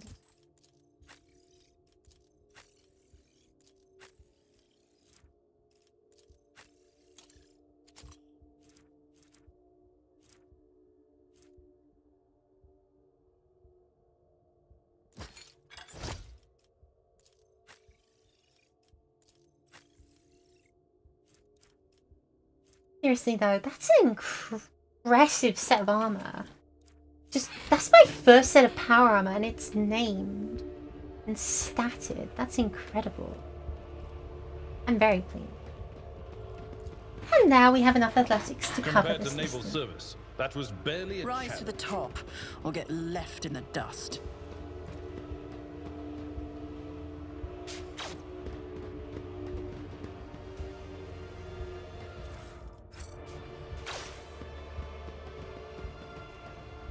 Now I feel like we can retreat the safe. Lesson learned. Or we can drop it into the void forever. Oh well.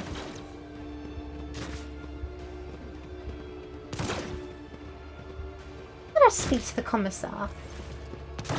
Who suddenly looks the part. Oh my gosh, he really is just a commissar. The senior man in the commissar's coat and a tall service cap greets you with a sign of the keel and a solemn announcement. Another loyal servant of the throne has found her way to us through these confounded catacombs. Fear not. Approach. If you have faith in your emperor, you will find only allies here. The Emperor protects. Indeed, the Emperor protects. The commissar's imperious booming voice repeats your call, and the rest follows suit. All I think the archetypal commissars of the Imperial Guard propaganda posters are all life drawings of this man. He's a large and powerful jaw, his eyes are hard and fearless, and the small scar over his brow adds a certain rugged charm to his features. His coat, though worn, has been diligently cleaned and mended, and the skull on his ball cap has been polished to a shine. Who are you?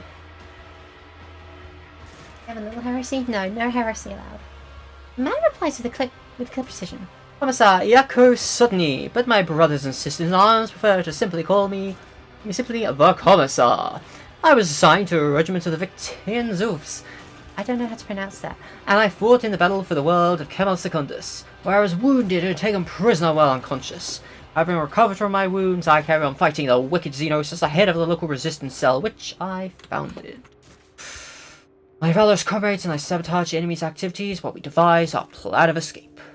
The streets of Commorragh are like a maze of spiderwebs into which the dark ones their unfortunate souls. Each thread that leads to freedom turns out to be another cruel deception in the end. Another good work, Commissar Sudney. We stand for the Imperium! What did your resistance do? Commissar observes his humble army and says news to them. Our first ongoing objective is to keep bolstering our ranks by seeking out prisoners who haven't yet lost faith and willingness to oppose our fairest jailers. Our second priority is to arm ourselves and train. I teach my soldiers the basics of guard tactics in order to mold them into fully fledged assault units. Most importantly, we gather information and plot our escape. And the day we pave the road to freedom with the corpses of detestable Xenos is nigh. The Commissar's rallying shout makes his people square their shoulders, proudly straighten their backs, and respond with a fierce walk. What were the circumstances of your capture? We engaged the enemy of the world of Kemal Secundus in the Macaron marches of the Calexis sector. The loathsome foes of humanity were known to launch raids in the area, so we received orders to defend the good subjects of the Imperium. When the profaners descended upon us, we gave them no quarter. The enemy was routed, and my unit drove them back to their ships. Our counterattack drove a wedge into their advancing horde and thwarted the invasion, but it also meant that we were cut off on both flanks and surrounded. We fought valiantly for several hours to stop the enemy ranks from reforming for a new onslaught, until we depleted our munitions reserves. By that time, our superior officers had already fallen, so I led my people in a bayonet charge. We taught the Xenos a lesson in blood, and then I have no memory of how the battle ended. I came to consciousness in this foul place, disarmed and on the verge of death. I thought I'd die, but it was not yet time for the Emperor to release me from his service. I require medical assistance. We look too badly injured, and we are suffering from severe shortage of medical supplies. Let's save what we can for critical situation.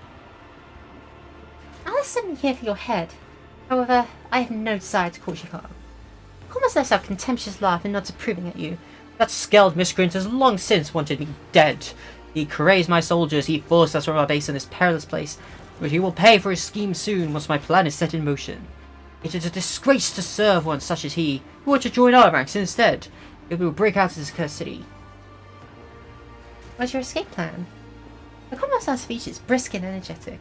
Some of our own have captured a small Xeno ship that was moored for repairs at a remote unused dock. They eliminated the crew quietly, but left the pilot alive to sail the ship back to real space. We can get to the dock through a dimensional portal located at our old base. If the monkey have managed to capture the vessel, they were permitted to do so. They were permitted to do so, and it's doomed to fail. Regrettably, Malice and his Shriekers drove us out and took over the base. So the first order of business will be to confront him there. I propose to take him by surprise and deliver the first strike. We will support the attack from the outside. Every step in the Commissar's plan, when taken separately, seems viable enough. When combined together, however, the chances of success become so ludicrously slim that only a complete madman would agree to this strategy. How have you managed to accomplish so much? Every morsel of intelligence we have acquired and every step of progress we have made was paid for in blood and pain. The information about the dying cabal that dreads the entering the docks of its enemies and instead moors in the abandoned area was forced out of captive Xenos.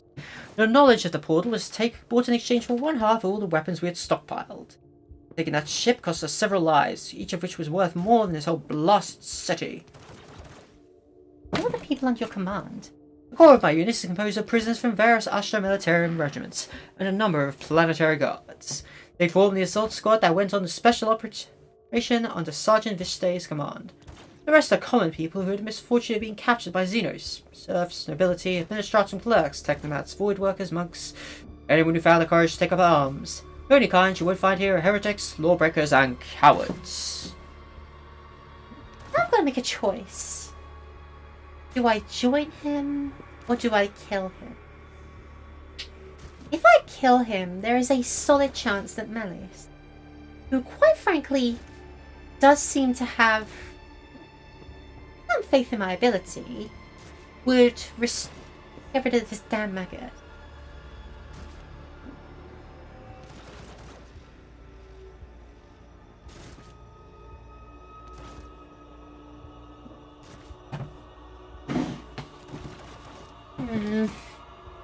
I don't know.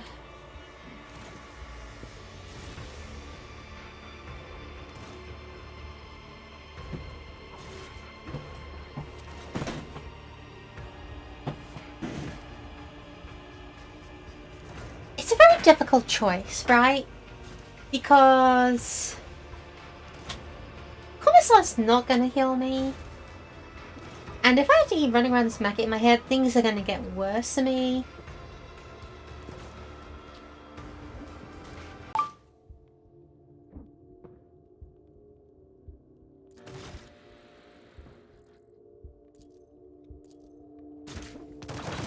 What is happening to my connection? What?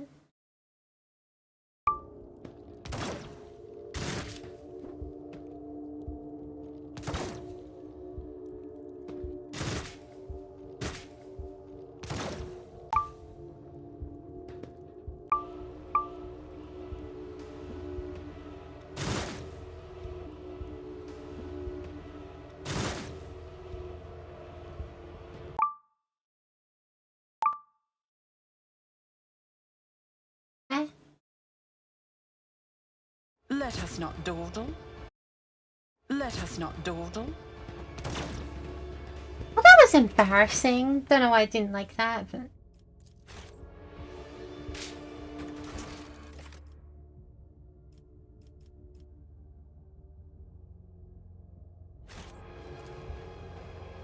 Let's be stupid and kill Melis.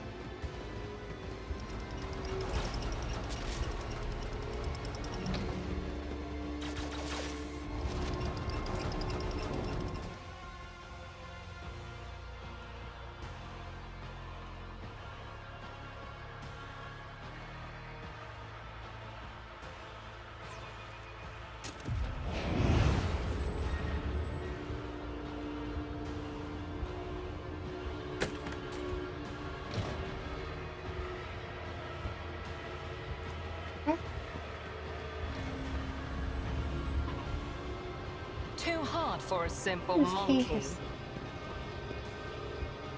Hmm.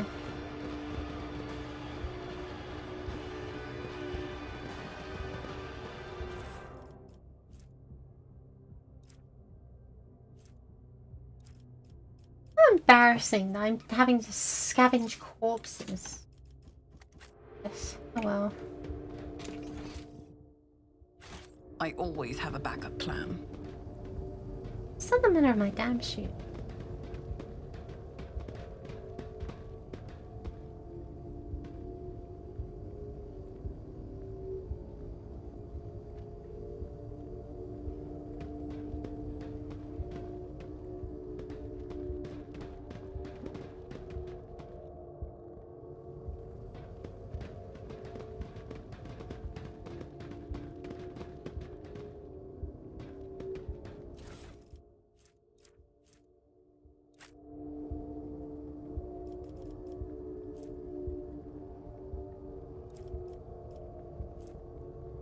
Is there money to be made?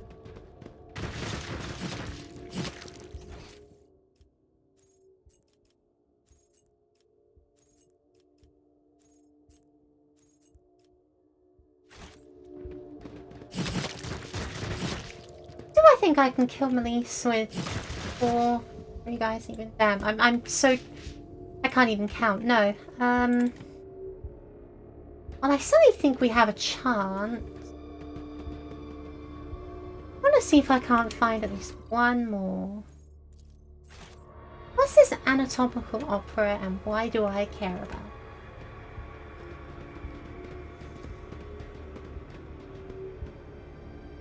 Not this one. Keep your wits about you.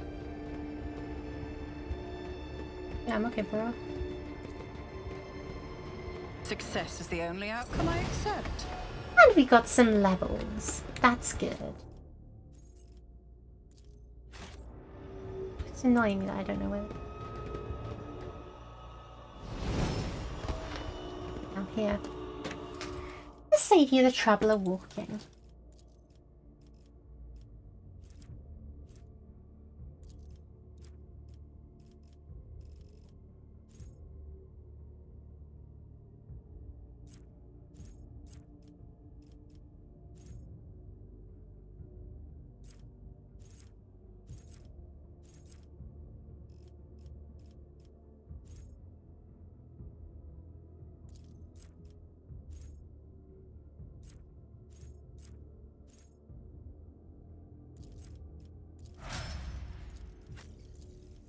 Good.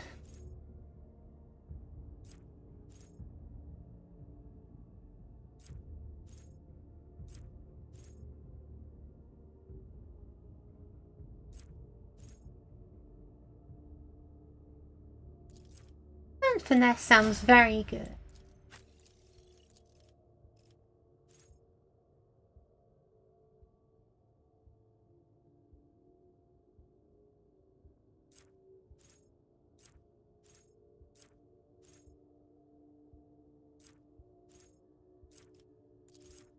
More carriers. Sure.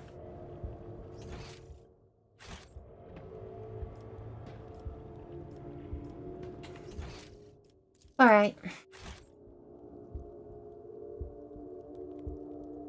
What's left? Oh man, I'm dreading to imagine what they've done to Cassia.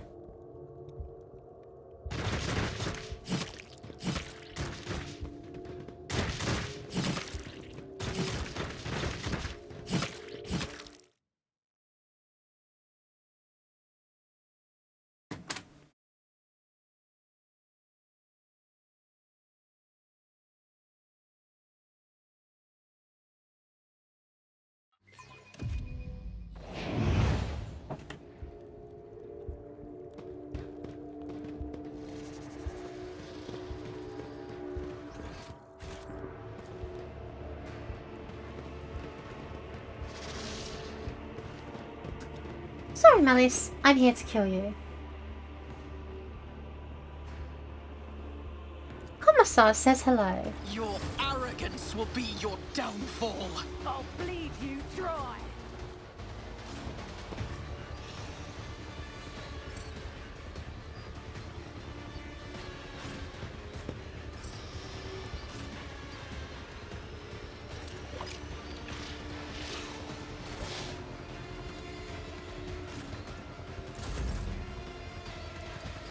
It's as good as Come on, done. Abelard.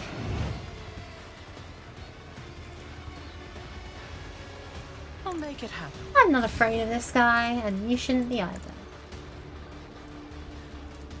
Who, if not me?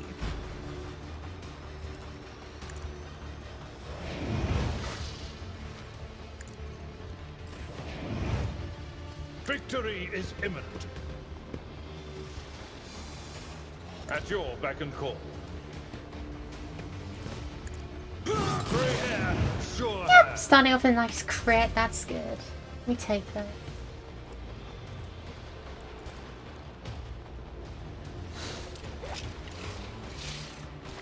I'll see to it personally.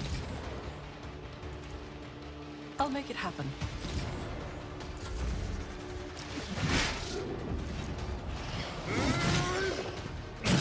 Brace yourself, Abelard. I'll be fine. I'll brush this off. Show me what you've got. Show me what you got. Time to slaughter someone.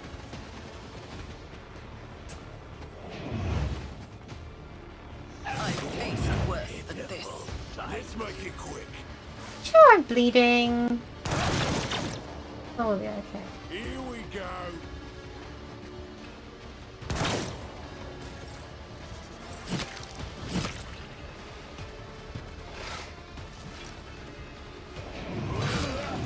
Can't. Oh, catch I'm my going breath. down. That's If it not serves good. your cause. Oh, no, I can't do that.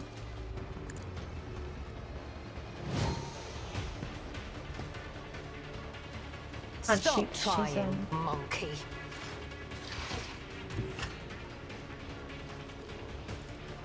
I will not. You cannot force me, Alantak. She'll be fine, she'll be fine. It's an action point. Stop trying, monkey. I understand your intent. This tedium is beneath me. I hear you moving. Bang. No more. Oh, sweet, that's gonna go through me.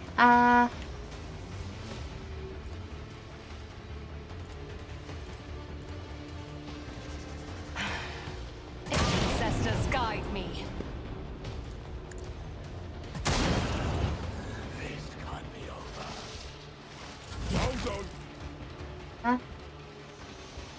You cannot change this path. Let's get to it.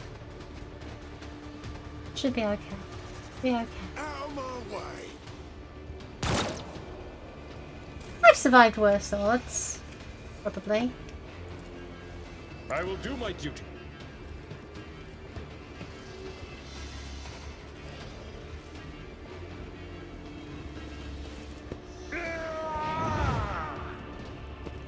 At your beck and call. Thankfully, Abelard is superhuman, so... It will be done. Indeed. He's burning because of course he isn't. Oh? Seems like allies have shown up to save us. My reckoning will be swift. Mine now. Pain and duty go hand in hand. Let's get to it. Just a minor setback. And here charges in the Commissar. Let's make it quick. Here we go. Hold on. Let's get to it. I must not falter. Onward. Duty.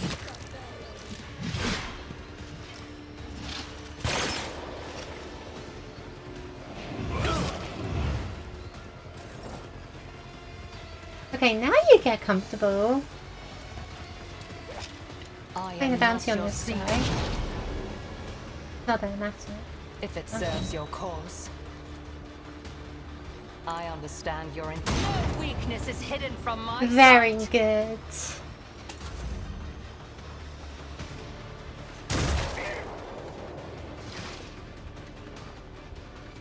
Scared yet?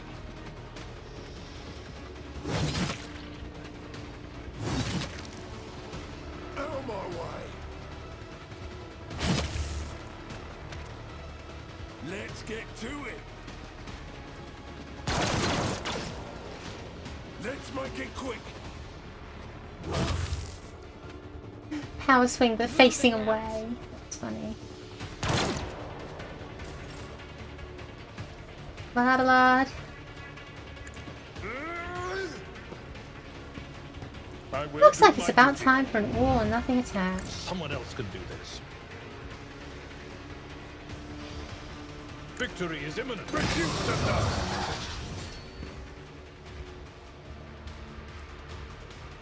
At your beck and call. No matter the cost. Indeed. I've done this Pig Light Warrior. Let me educate you. At your beck and call. It will be done. One fewer target. Come here, charge this fool. Tried and tested tactics are the best ones. I took care of this one. Splat. Where's that final enemy? I'd rather not. Just go over here and make sure if it does anything, punished for it. To the heretics.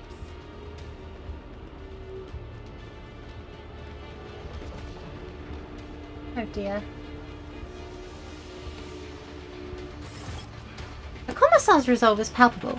Victory, comrades! Duty beckons! Our allies are waiting on the other side of the strange rift. Let us not waste time. He's holding a strange Xeno device. The Commissar points to the rift, presses a few buttons, and a roaring and project fields die down, forming a stable portal. Exactly waits us on the other side. Loyal comrades in the stolen escort ship with its pilot taken hostage. It will take us back to real space where, Emperor willing, we will send out a distress call and be saved. Race. That has to be true. Are you coming with us? I will bring up the rear and make sure no one falls behind. You will lead the charge. Act as a shining example of duty and valor. Onward. Out through treacherous shroud in shadows. Capital on top. Tragic foreboding. I suppose to loot the Slith's corpse, because he's got to have something on it, right? No, it just says that Malice is knocked out.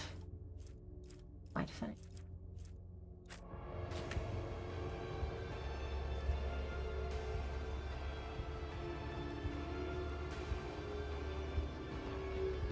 I always keep my options open.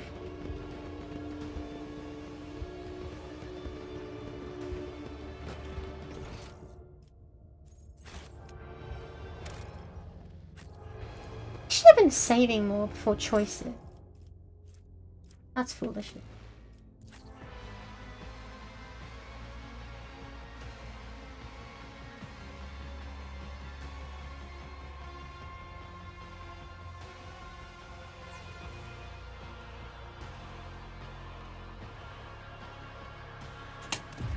And we step outside and there's a bunch of Jukari weapons pointed at us.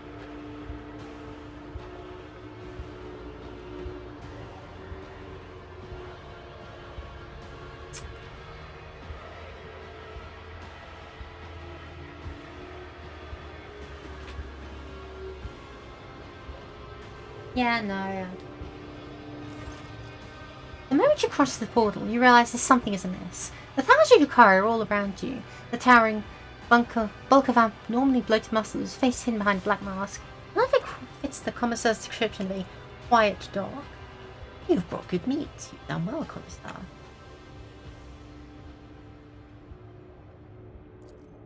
The Hulk's body is crisscrossed by thick, ugly scars, as if someone stitched it together from different pieces. His huge muscles are disproportionately swollen and riddled with peculiar wire-like automatics running under the skin. His backbone has been stripped of flesh and encased in steel grip of a spinal transplant, and his face is hidden by a black helmet. Farewell, comrades. Deceiving, manipulating, and nudging you towards your death has been an honor and a pleasure. Commissar jumps into the closing portal before anyone gets a chance to stop him. Foolish meat. Falls for the same trick every time. Here's what happens to you. You're about to unleash fighters and beasts that will seek to eviscerate you. So try to survive until the end of the fight meet. No one is expecting more. But should you kill something after all, do it painfully. Unless the master's craving for death are stated, they will release me into the air, and you will regret that. Got it?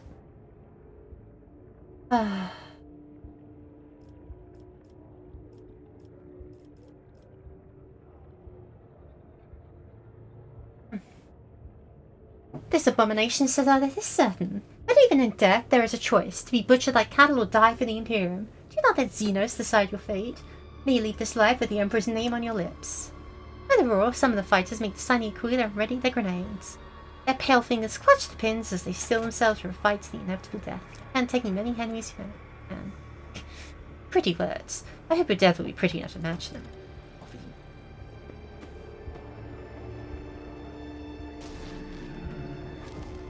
Rejoice, spire dwellers, for I have come to slake your fatal thirst. May the vicious hunt commence today! My wild hounds will enter the arena to taste the blood of its wretched challengers. Bathe your souls in their suffering. Make your guesses at whether the prey can overpower the predators. If you're looking for more refined entertainment, watch the ousted Draken of the Reaving Tempest fight for his life against the glorious champions of the arena, the blood-stained proselytes. well, well.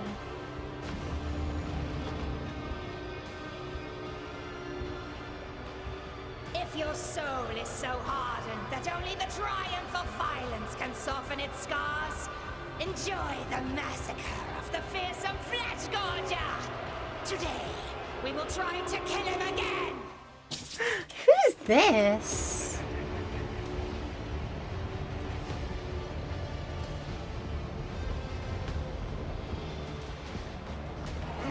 Body.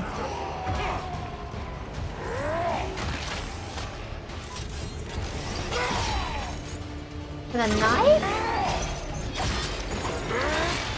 Oh.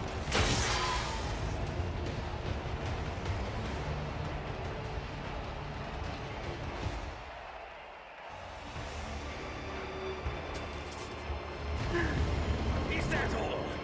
You just give me your pet jesters. Don't be offended if I break your playthings, Kikeros.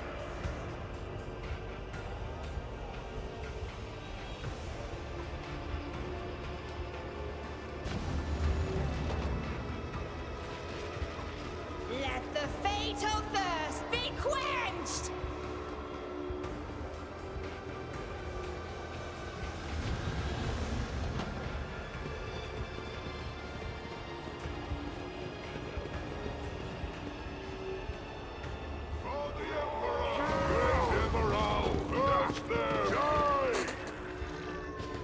They'll charge in and stab it and...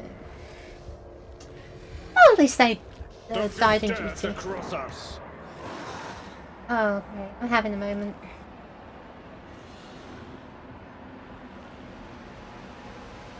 While Sunny loses strength suddenly, everything around you like a decoration in the sham. The sounds join a terribly self-repetition, mixing with grinding sound, like a hiding sharp teeth of a chainsaw. Carry your rib.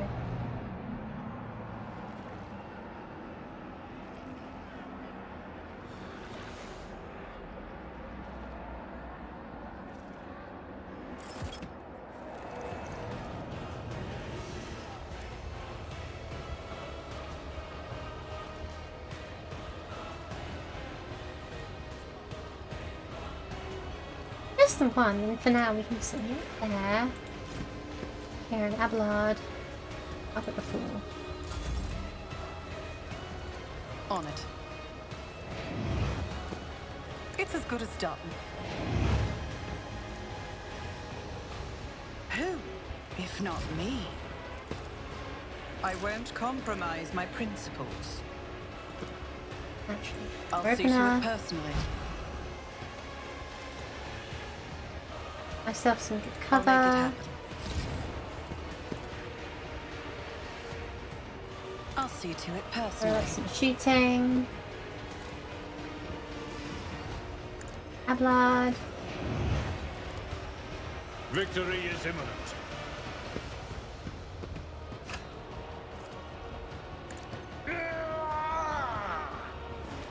I will do right. It's not a chainsaw, but the fact that we set things on fire by sheer force of will. Definitely a good thing.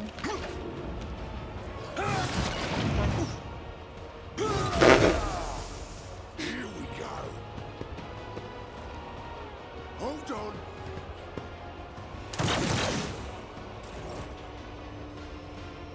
Comfortable.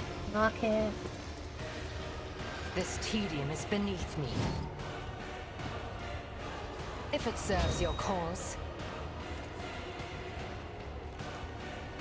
I am not your Zeus pet monkey. If ancestors guide me! Let's get to it. Not even remotely an issue.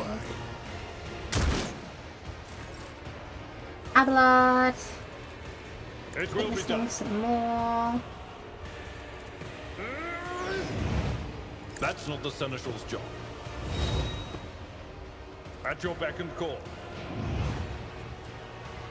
It will be done. At your beck and call. Bonk.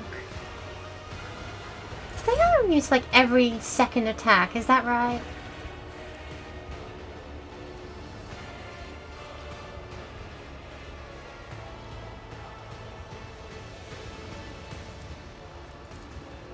I won't stand for it. I don't need luck. I have strategy. Blood. I really think you should make more swings at this thing. Target well struck. I will do my duty. An exemplary For a strike. second. Indeed.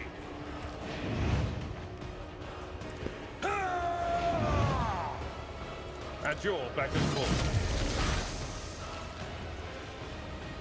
Victory is imminent. I will do my Yeah, that's right. Don't mess with this initial.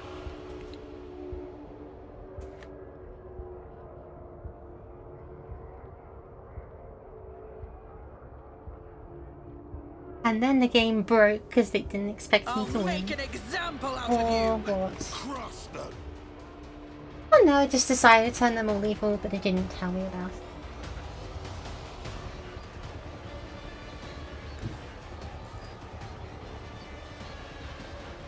follow my lead.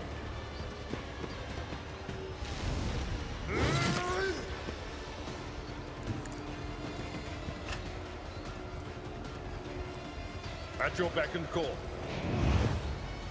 Indeed. At your beck and call.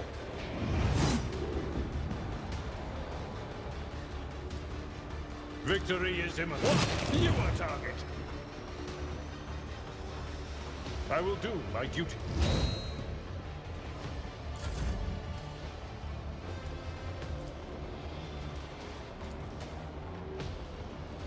Let's buff Irilette this time, because I feel like she can just solve this in 2 shots. I'll see to it, personally. I'll make it happen.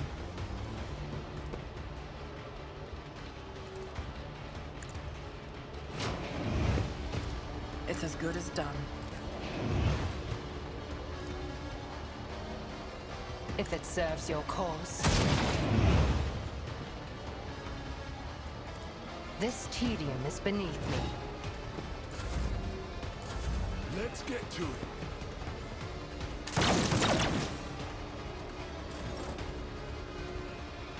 If it serves your cause, I deal death with my hands. Splat. Alright, who's next? Nope, we still don't get to see it.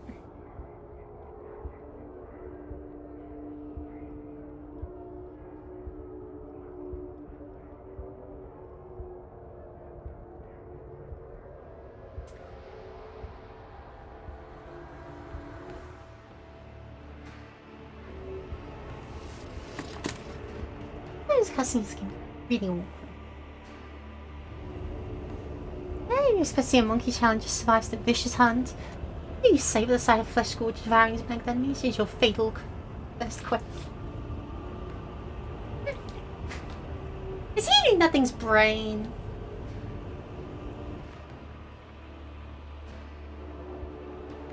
It is quenched. What?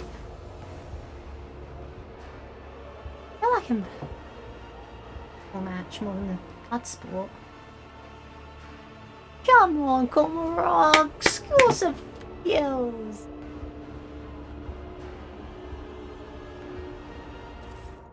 That'd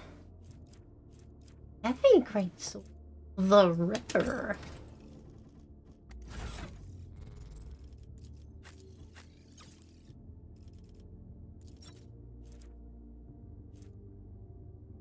The heavy great sword is just objectively better.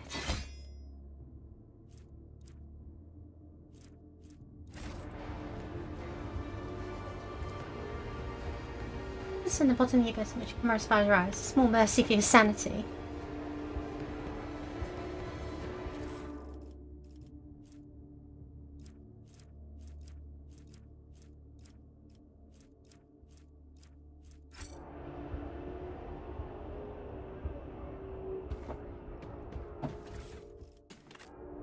Let us not dawdle.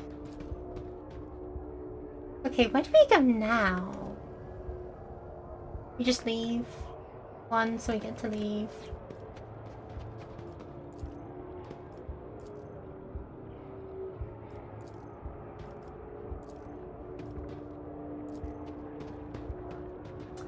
I see you done this many times.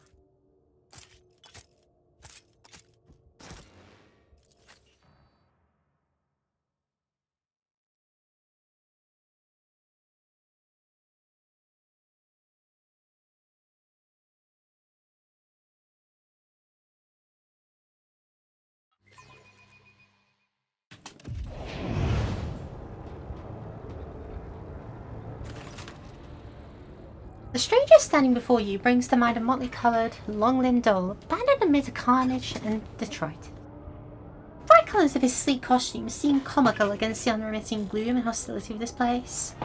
Only the sorrowful horned mask that hides his face and the dark-hooded cloak he wears pay tribute to the overwhelming air of hopelessness. Every move the Xenos makes sings with theatrical precision and a predator's gaze. You cannot decide if this person is an accomplished dancer or a master assassin. You already recognised this creature during the trial, but now, with Jakari poison purged from your body, your mind is clear. A shiver runs down your spine. This is a Harlequin, the deadliest of all Eldar warriors. You have heard of small Harlequin troops taking out entire armies of enemies, whirling in their mesmerising and terrifying dance of death. This crib of putrid flesh offends your taste? Oblivion comes now. Here its nocturne plays. It's that starlit strain that chills the soul, the peace that doomed throngs pitches into dance. You are among them, merchant vagabond. So tread the steps, I say. Escape fate's grasp. Rivella takes an involuntary step back, her face full of fear. Barbarian! Doom incarnate! Of all the places in the galaxy, you show yourself here. The outcast and the merchant, what a pair! Bereft of blood and hope, without a path. The parent cloaks the cradle once again, and babe is doused in darkness as before. But death is near, Asheron's child. Make haste.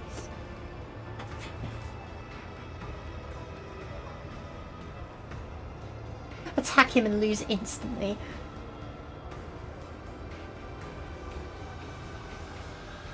Forget your riddles for a moment. I'm looking for the missing companions. Do you know anything about their whereabouts? Whose life so dearly does the merchant prize to boldly now disrupt night's melody?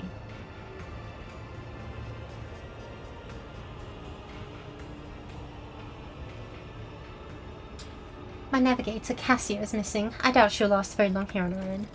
The one who mastered flesh's mysteries, the soul's enigma is what plagues his mind. Wait, what? All those who glint unnoticed by the rest, he now holds prisoner within his hall. Oh, so the Fleshcrafter is investigating those two because they're mutant. And Pascal? Amidst the shadows dancing round us here, a crimson streak I spied by flesh consumed, malevolent but not his own, I fear, a vagrant languishing, alone and doomed. I see. That business done, we must resume our dance. What is this dance you so intent to draw me into? The steps you know already, vagabond. A knife-edged minuet you must perform, between oblivion, foes, and your own friends. So heed my sonnet well, it holds the key. A melody of snarling agony, beguiling now, by rending flesh bewitched, through sinew, bone, and grisly pageantry, it calls the blood-soaked drape to come unstitched. A haggard chorus in the hall behind, their flesh employed to serve the maestro's art. No prayer for mercy slips from throats confined. The baton sets the beat of every heart. And entrails are for him an amusement. In veins a living stave stands parallel, yet death to him is no impediment, for corpses' tunes do carry just as well. Through spectacles of blood and gore forged past, should crave your eyes to glimpse sun's light alone. Everything is perfectly clear. There's a certain maestro of flesh who conducts experiments on the bodies of others. His laboratory that can be accessed by a fighting arena of jurisdiction.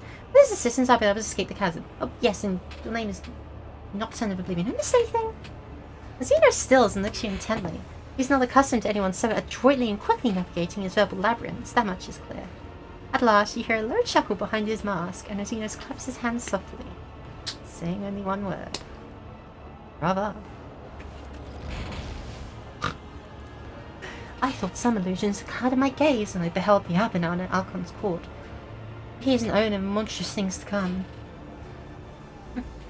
Had to tell me who that was?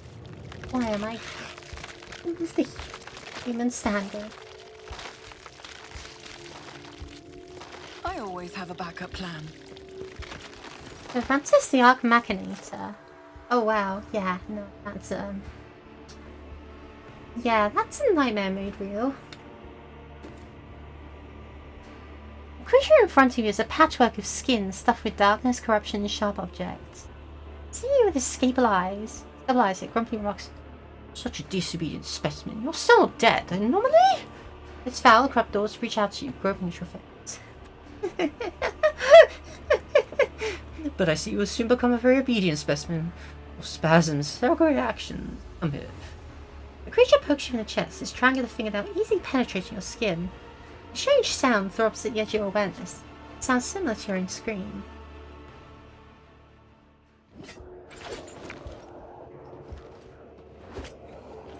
Flag. A grotesque spud-like figure looms over you. Its limbs wave frantically, chittering and clacking as they rip something apart and stitch it back together. You realize its canvas is your flesh. Zenus's gaze is indifferent, and its low voice echoes through the room. The sample has been extracted. The specimen is alive. Bear in mind, expected function within normal parameters.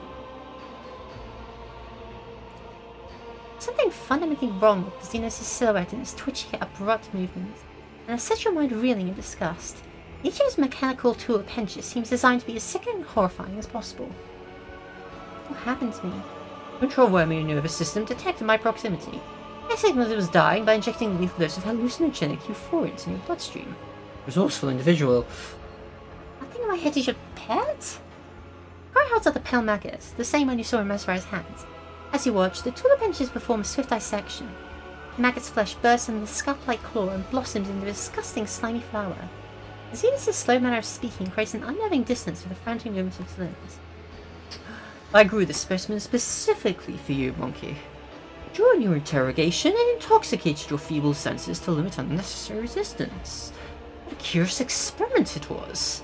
I used the extract control room specimen posthumously, with a certain degree of bodily fortitude.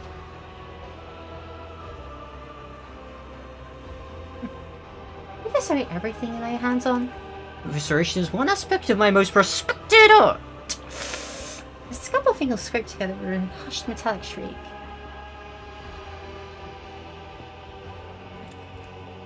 Theo stealthily clicks his appendage studded with dozens of moving stingers. Tervantius. You are absolutely correct, specimen.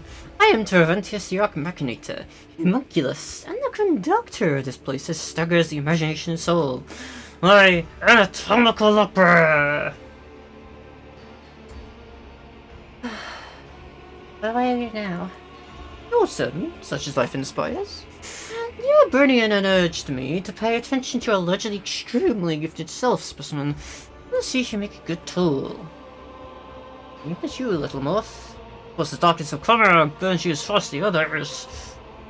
It's a mean homunculus. Who knows, Shirani? Who knows?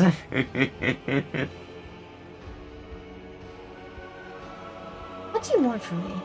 You will return to the arena of the fatal thirst. You will kill a few of the witch's fosterlings for me. You may even spill the blood of one of the bloodstained proselytes. Homunculus looks past you as he delivers his imperious speech. They are long overdue a small lesson in humility. They have abandoned their place, they lack respect. They do not appreciate my work. They fail to recognize my authority. Now staring into the distance, he continues to list his grievances with maniacal thoroughness.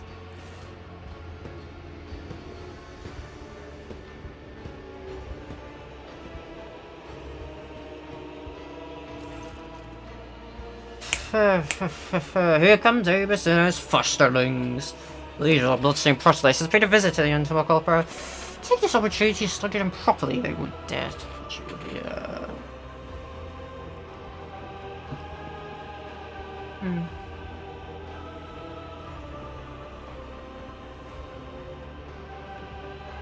want to get out of this. Why don't you curse me as you do everyone else? Cause you will be more than enough.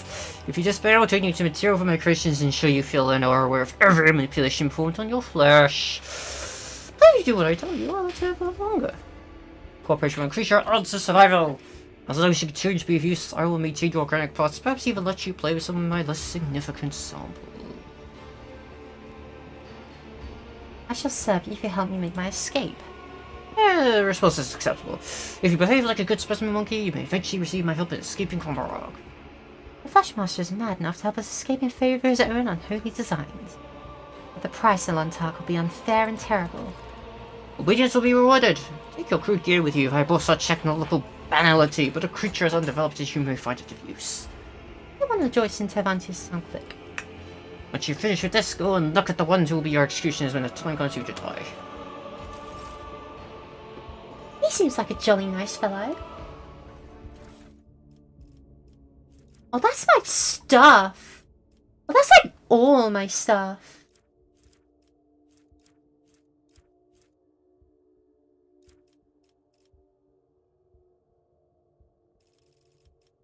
Don't mind if I do. Sheer provision of your technologies. Oh, gross specimen. That affects his message blood to the arena witches. I'd like to speak to you about a member of my retinue for you. Which specimen in particular interests you? My navigator Cassia was being recaptured. Where is she now? People with exceptionally strong connections to the Veil, as well as a number of rare monkey mutations, most notably a third away. I'm studying the influence of complete isolation from the Veil in the outside world on a specimen's abilities, sanities, and physical condition. She no longer screams inside her reservoir, but she's sadly still alive, and I'm not yet ready to conclude the experiment. Well, who knows? Maybe it'll do us some good, I don't know. I'm looking for Heinrichs, my companion. Okay, Mio, the consistent connection to the Veil! Beautiful, it hurts for pain. His stubbornness produces high-grade essences of torment, positively frotting with agony. Wait until he's expended, and you may have whatever's left. Looking for my tech bricks, Pascal. This approach technomaniacal combinations, he did reveal that name during his interrogation. Homunculus twitches his spindly blade fingers in a way an insane uses display. Looking at him was a curious process. Resisting my answers with such intensity. Then the specimen fell into depression as well as interest cost me to chasm. Old specimen. I should be dead by now. I was curious to see what kind of symbiosis might emerge between rudimentary monk-like augments and my own unflawed creations. Much like cartilage infused with steroids as well as subject's feeble body, new computational circuits sprouted through his algorithms, and the process enlightening. Does my retinue serve better than you confined by you relinquish them? Why would I, specimen? For the full escort, I have better chance of succeeding in contributing to your plans. Fight yourself for the fighters! The chasm is of prisoners, mercy, and gladiators. My specimen are yours to waste.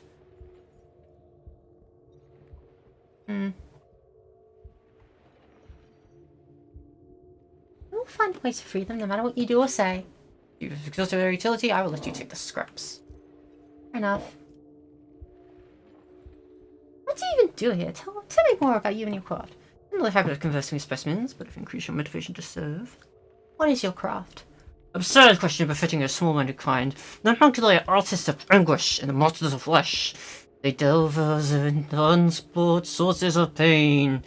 The greatest among their people, my head was a brilliant intellect. My man's command power for life and death. My body is the pinnacle of surgical discipline. Our minds hold the knowledge of hundreds of nations. Are you aware of the beautiful variety of essences to be extracted from the psyche of dying sentient creatures? The way she's a torment and methods of termination alter their senses properties. This is great alchemy of death and transformation. Until this day, I could only dream of meeting such a wise and enlightened being. Homunculus limbs are actually excited quadruplets. I have few equals in Comorog. My knowledge is vast, it goes beyond the misdeeds of flesh essences. I have observed many junctions of the destructive energies that are unreal erected here in the world body. I study that devastating force and learn to harness it. I created psi stiflers to keep the space around this spire intact. I've touched knowledge so ancient. It is not necessary for you, specimen. I do understand the most fierce and Jukai warriors are created by artisans such as you. Without a doubt, even the most skilled witches and mighty guerrillas are outstripped by the pure destructiveness of our genius. Yet I long ago rose above the building of commonplace battle beasts. The structures I create are unique. My last specimen, the Chonos, surpassed every trifle ever made by my rifles. I fit elite warriors until they escaped in the mangled sector. I would have caught it, but then no idea drew my attention. At present, I'm working on grotesque of previously unknown power, built in the most exquisite and exotic body parts from strong fighters. Specimen, should you ever see the corpse of a fine warrior, a mighty creature lying at your feet, I'd have the best part to bring it to me. fascinating experiment. I'm most curious to see how it turns out. I'm Aragelon Tuck. We don't get enough monsters in the cursed city. Oh, looks like find is not completely devoid of inquisitiveness characteristic of full-fledged beings. Let's stop there. There's some stuff. Bye.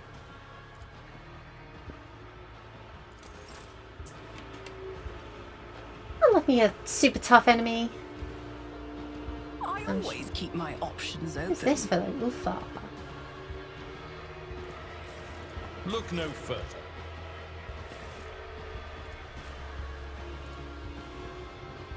Why is the cage still enough to stop a tank or the fear of a post-human?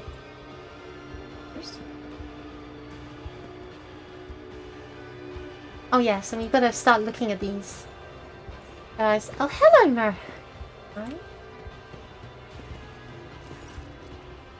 The Chortukari, whose body is riddled with painful-looking puncture wounds and dotted with metal rings and clamps, lets out a chuckle as you approach and begins speaking in his own language. The release state hisses to life, translating the words. Look, carry on. Is this the monkey that cost you your place at the Archon's side? Marzai's eyes flash with turquoise fire at the sight of you, an immediate uncontrollable urge to kill. Yukari seizes the blades hanging from his belt, and freezes shouts at the metal-sled Xenos. Careful with the meat for the arena, Marzai. If Sinstoria is short on toys for her fighters, you'll be punished again. You didn't enjoy pitting you against Kamire. This time she would deem it necessary to give you back your skin after you slayed them all. Motionless Marzai turns his head towards his kin, and you notice a thin red stripe from his neck below his ear like a fresh stitch. Shaking with barely contained rage, the former Draken stares at you with dark eyes.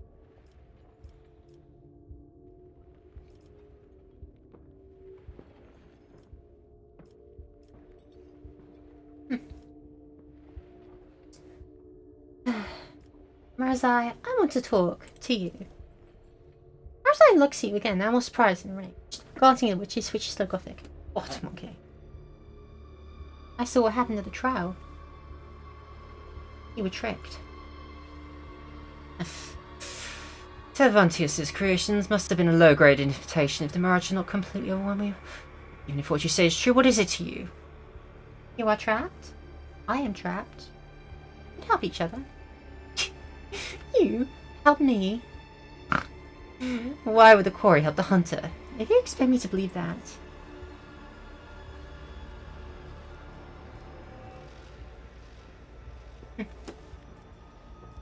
Oh, so you like being in this dump at the beck and call of this rabble?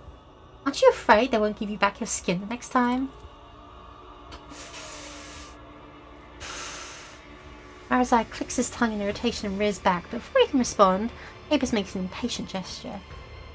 I'm tired of listening to you and your old friend whispering that primitive babble. Enough, we must go. Marazai grudgingly obeys the order, but as he walks away, he cannot resist tossing another unreadable look in your direction. I like him, I like him. Anyway, everyone's got their gear back, more or less. You don't have your shield. Oh lordy, we don't have a lot of things. Okay, weapons. What? Ah, here it is. We only have a single damn shield for him? Wow. Wow.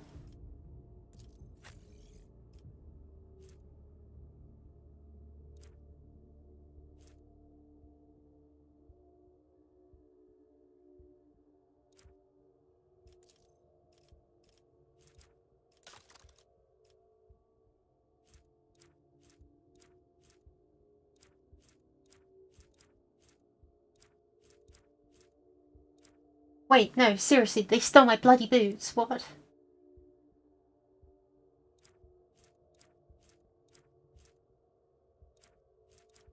Oh, hold on, hold on.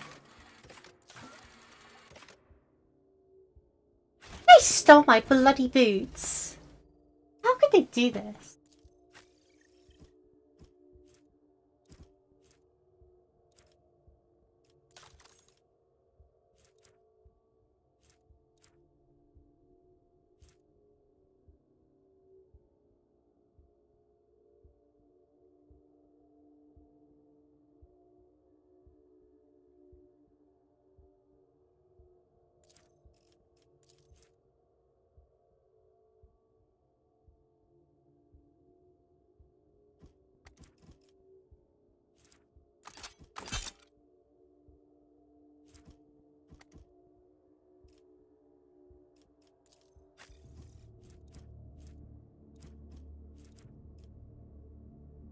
really do just have to go out of my way to find those shoes, because those are really important to me, okay?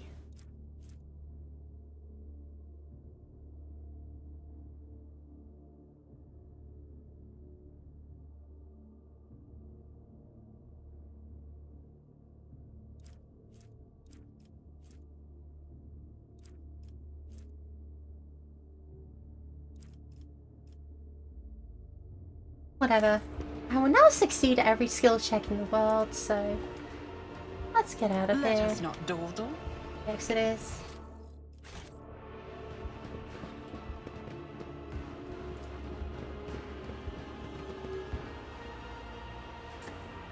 I've still got my damn skull.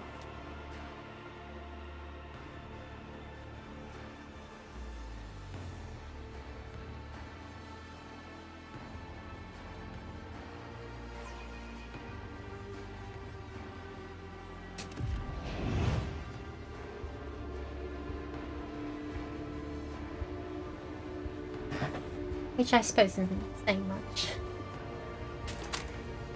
Anyway, so we've got to go. Let's return to the mangled sector because I want to see. I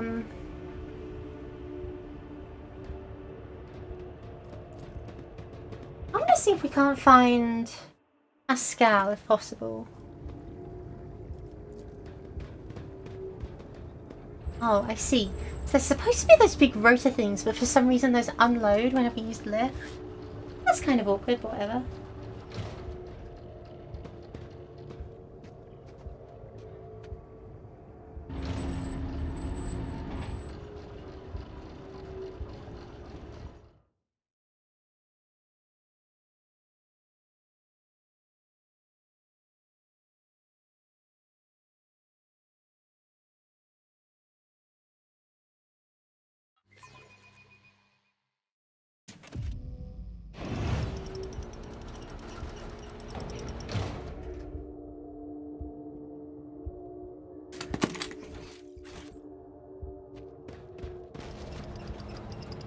Is there money to be made?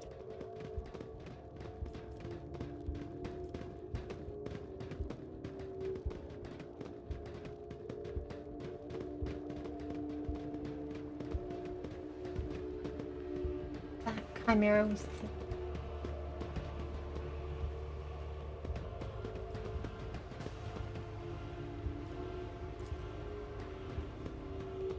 Experience? Nothing matters more. Yeah. Turnos. Run, fools, or fall!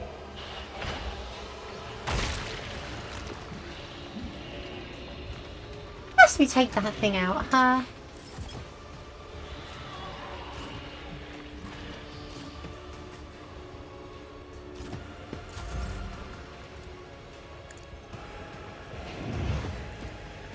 I'll make it happen. On it. The kill zone. My gut tells me it's a bad idea.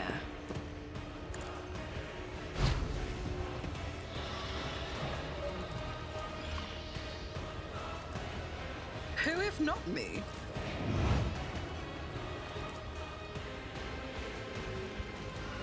At your beck and call. Oh, I probably set up so irrelevant. No, standing in the line. I thought irrelevant. Oh well, It whatever. will be done. Bonk bonk. Indeed. Defensive stance.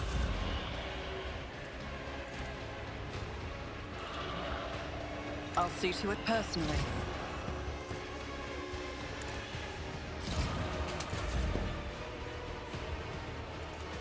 I understand your intent.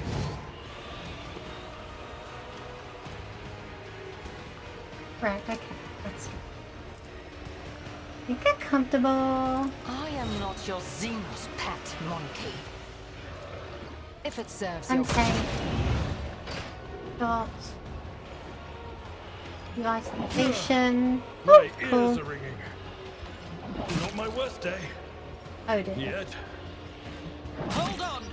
Stay with us! What That wasn't very nice of you now, was it? Fortune favors the swift. That is beneath me. Fall, creatures! You buff it a bit. Watch it burn. Watch it burn. Their fragility has been exposed. This tedium is beneath me.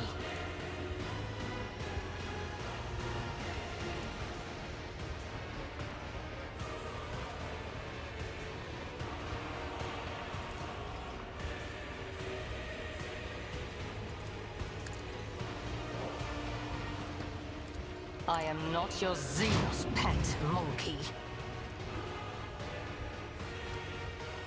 I could claim the bounty. If it serves your cause. There we go. The biomechanical creature is flailing its limbs faintly. Its body is broken and bears signs of combat. It seems someone is planning to repair it. You can see the glistening flesh under the cracked carapace and the bundle of wires that permeate it. The arm plates rise heavily and the creature emits a wistful, creaking sigh full of regret. Every limb of the creature, the hard ones on skeletal paws and the flexible ones on metallic cords, is a great variety of implements similar to surgical tools. Jagged creature saws, circular saws, twisted drills, and vibrating monoscalpels promise unbearable pain. You can clearly see the inside of the mechanism through the holes in its armor. Its gut can open to drag a hamstring victim inside. Once the victim finds themselves in the monster's stomach, they'll be pierced by injectors that will liquefy them. Guns will then drain the reservoirs at the tail end of the creature. Let's finish the poor thing off. And from it we find the Life Sunderer, average car weapon, and the Pain Converter.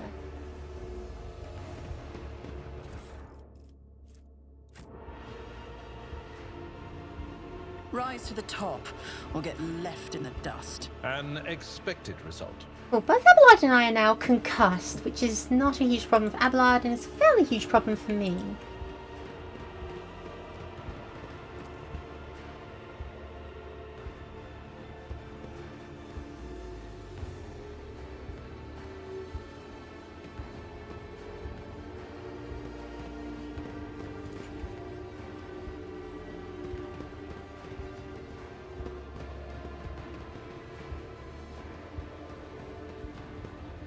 I always keep my options open.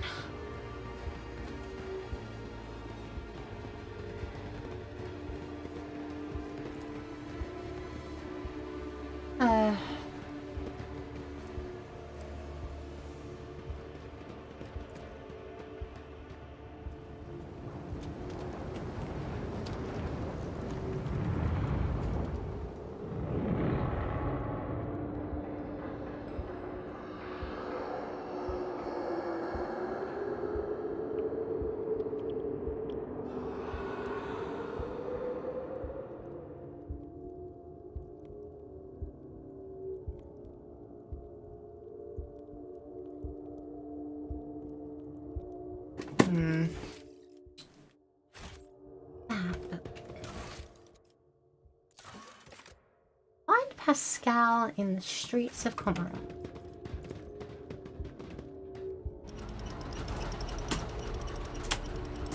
Oh, I can't even skip this animation.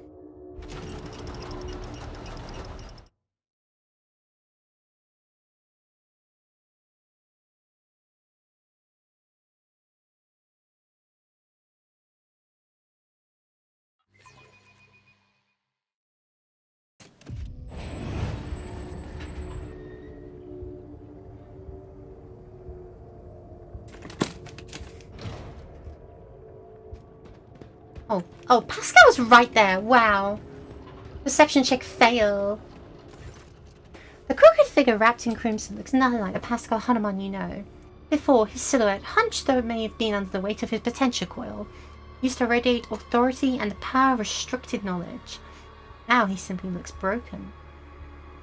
His raiment is soiled with dark red bloodstains and black blotches of sacred unguent. His mechadendrites wiggle sluggishly like dying snakes. Scout does not look around it, does not look at you. His gaze is focused inside his own body. There is a horrible gaping wound in his chest, and you can see glinting, clanging mechanisms squirming within. Pascal has plunged his fingers into the wide, dripping maw of the wound and is in the process of palpating his metal innards with great care. It's difficult to say if the procedure that Pascal has undergone was torture, sacred augmentation, or vivisection. His flesh is covered in fresh sutures interspersed with wounds that no one has taken the trouble to stitch up. An ordinary human would have long since bled out, but the Ferrum Sanctum sustains the bodies of the adepts of the machine god. His metallic insides are exposed to the eye in all their vulgar and bloody nakedness. Pascal, can you hear me? This statement is true, Dolly. Pascal looks up at you.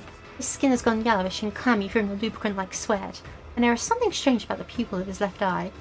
You look closely and realize its shape is no longer round, it's just a tridecagon. What happened to you? An act of defilement. This unit was subjected to profane invasion. Dry words coming from the Vox speaker rustle like sound. Under the cold layer of formality, you sense panic. Xenos touched my firm sanctum, removed parts of it, and changed other parts. Branded my true flesh with ulcers of forbidden metal. What became of you after our capture? This unit was immobilized.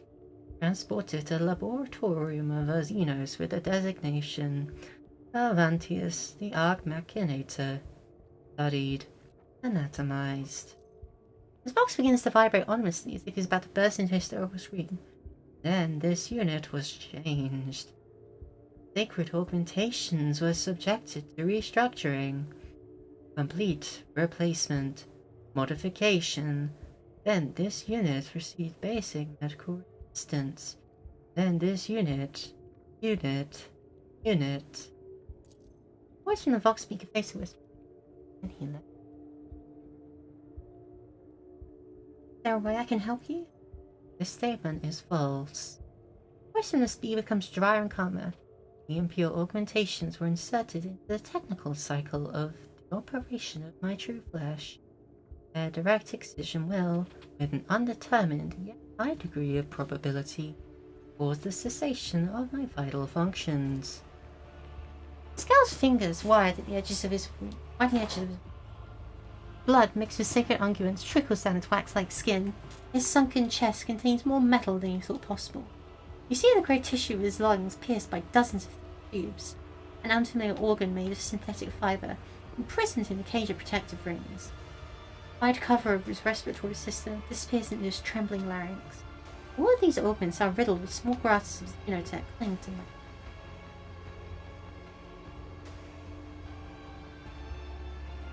What exactly did they change?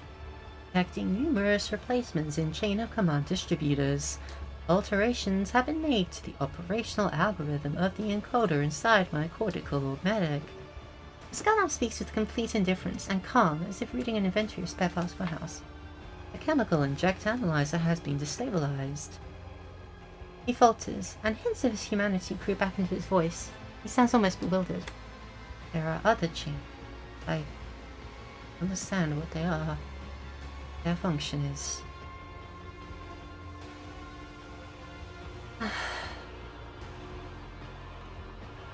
If it does not pose an immediate threat to your life, leave the xenometal inside your body for now, and we will deal with it later. Request denied due to a violation of the ninth universal law. Alien mechanism is a perversion of the true path. You are of comprehension. Survive then and comprehend. This statement is true. Pascal's voice grows firm. I am a warrior of comprehension. Comprehension is the key to all things. I will comprehend the anathema, and in doing so, prevail. I will not yield. He now forced himself upright and said in a faltering tone, This unit is ready to serve. Omnissiah, have mercy on me. Welcome back. Get stuff with you.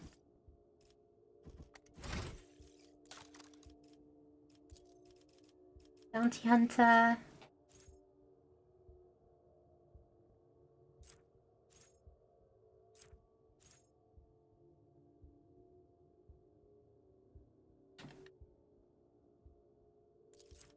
Let's add some more armor penetration, why not?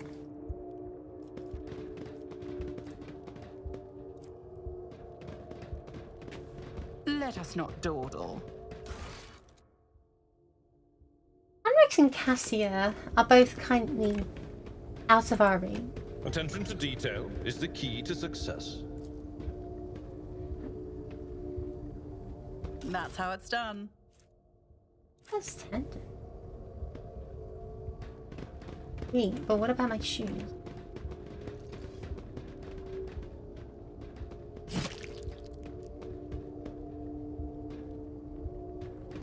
Keep your wits about you.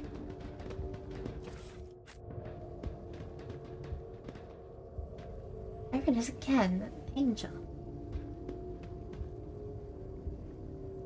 Can I see it?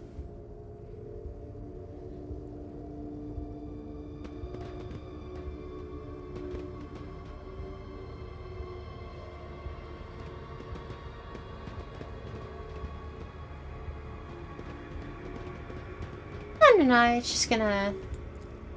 Error. Making adjustments. Always keep your eye on the prize. Oh.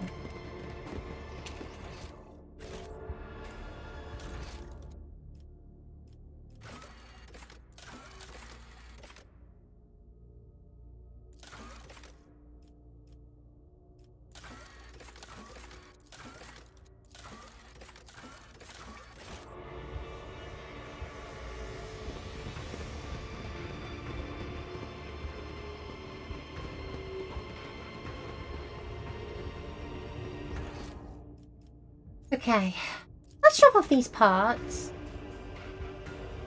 Then... I always have a backup plan. I see.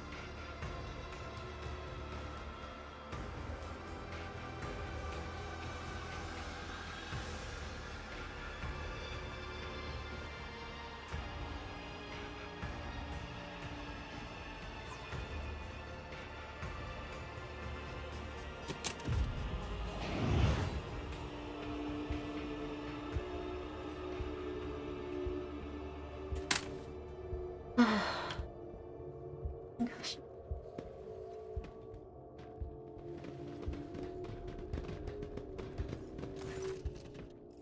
Found some materials. Oh, sweet, nice. Francis examines the bloody body parts with lascivious intent, then he rips an organ out of his own chest, adds it to trophies, and hisses in satisfaction. An interesting composition. Unusual set of starting parameters that can be strengthened by an original mixture. This will be a mighty beast, but I will call it the Anguished Prospector. You are a double specimen, for that you will be rewarded. With armor I can't use.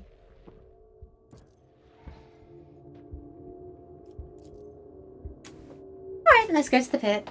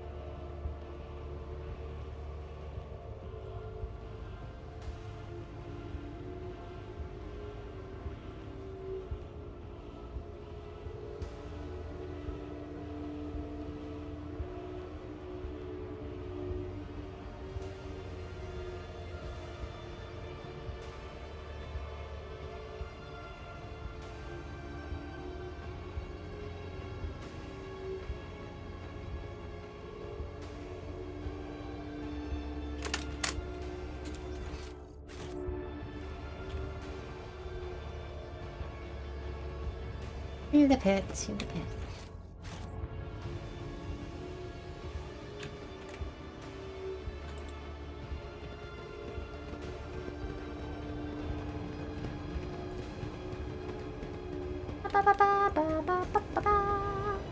Come on, Pascal.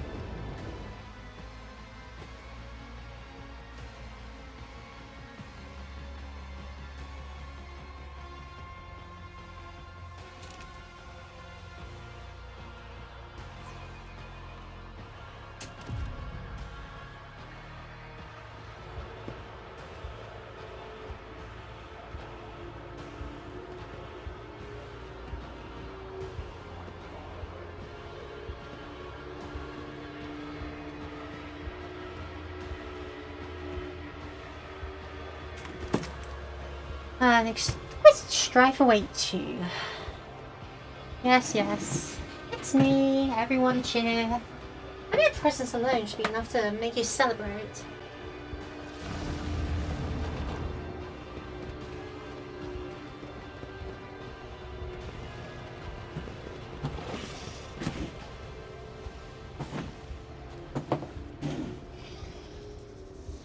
Xenos scum!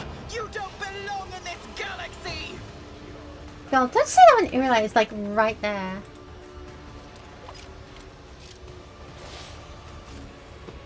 Do you have line of sight here? Probably. Boy, I certainly hope so.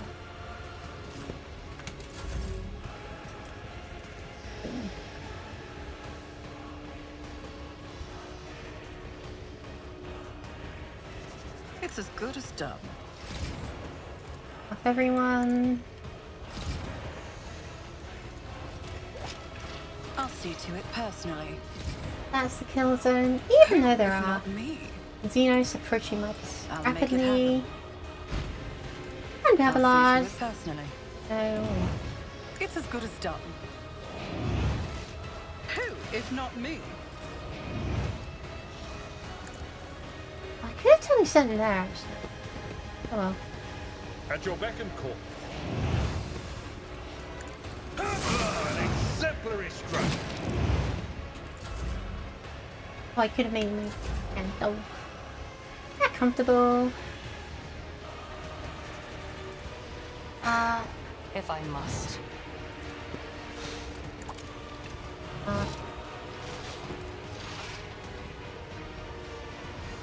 This tedium is beneath me.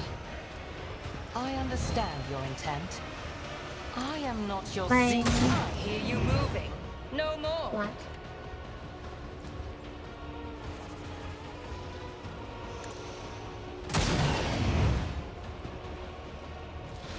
If it serves your cause, no weakness is hidden from my sight. Pascal too shall contribute. Marking all of them. Let's choose that middle one. I expect he'll do quite a lot of damage.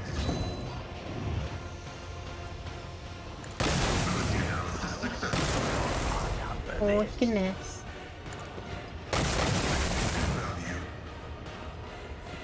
I'll do.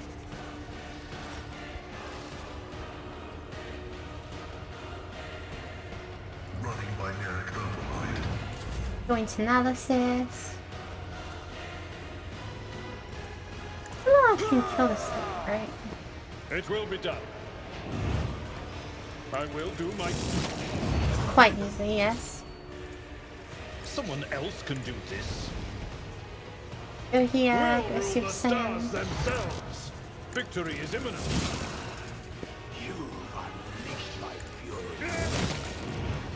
Oh, shut up. I don't care that you're a furry. Die. approach. Grey hair, your hair. At your beck and call. My place is at the fore. Hi, how are you? Indeed. Oh, that was a sniper as well. Brace yourself, Abelard. Yeah.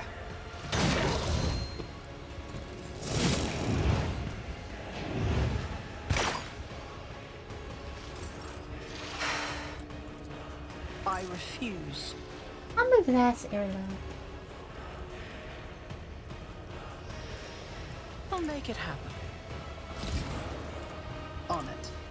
Oh, there's a kill zone then.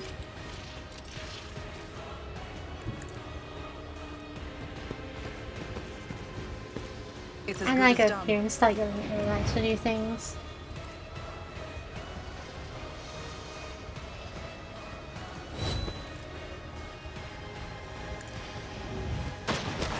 Not only has the die shield, simply use claim the bounty and it doesn't even matter.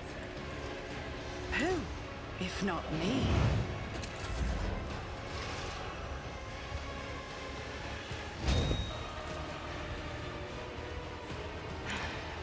If I... No 200. more.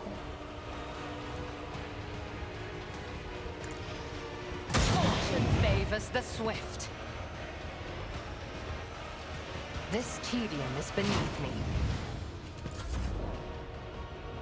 Pascal, why don't you run over here and...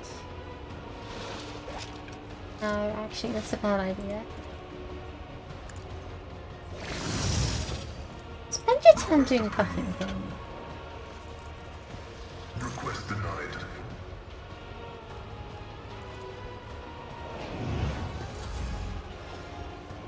I don't feel like injuring poor Abelard with friendly fire any more than I already have. If you can believe it. It will be done.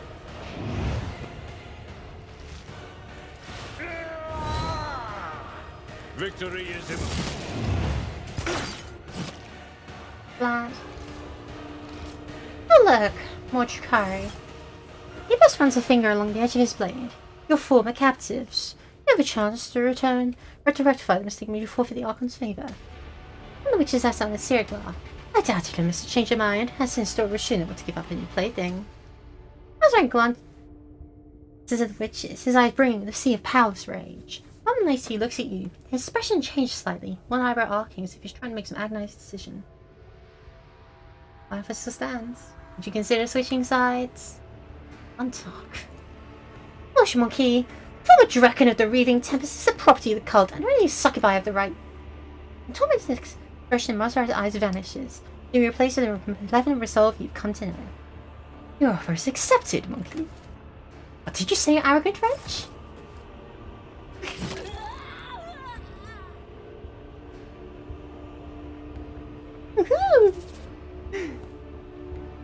I will wipe your disgusting presence out of existence! I will revel in your pain.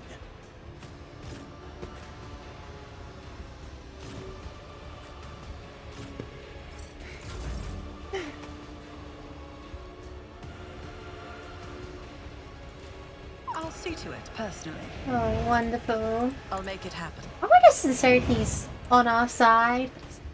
It's as good as done. Side. On it.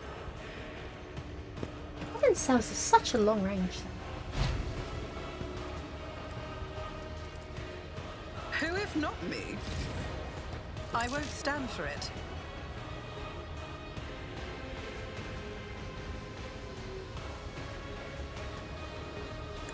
Oh, whatever. We can cover. I'll make it happen. Abelard. Yeah, darling. Go here. Indeed.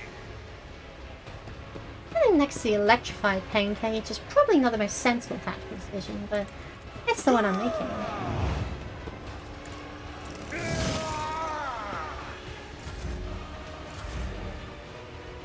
I am not your Xenos comes pet for- monkey.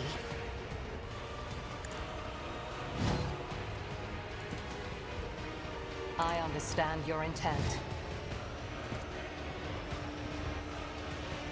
If it serves your cause, This guy's got huge health balls. I certainly hope they're valuable. if I... Your last stroke of luck. This tedium has been another soul flat. slips beyond the veil. You on the art of pain. Did it in the wrong order, but oh well. Painful is the way.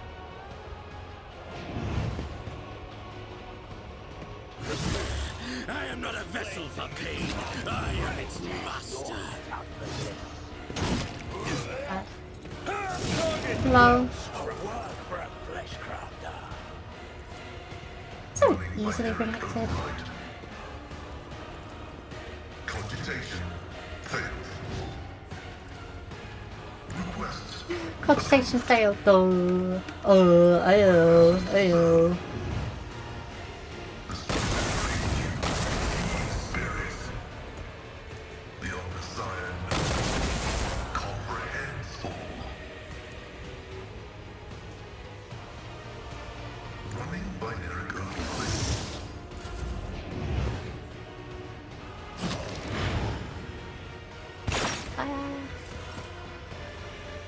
Oh, Abelard can just like finish this At thing your off. beck and call. Grey hair, sure hair. Target well struck.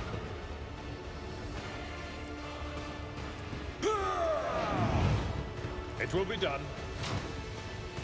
At your beck and call. Indeed. Pain and duty go hand in hand. Sweet. They were like, why don't you just like finish some of these fools off, huh? I'll make it happen.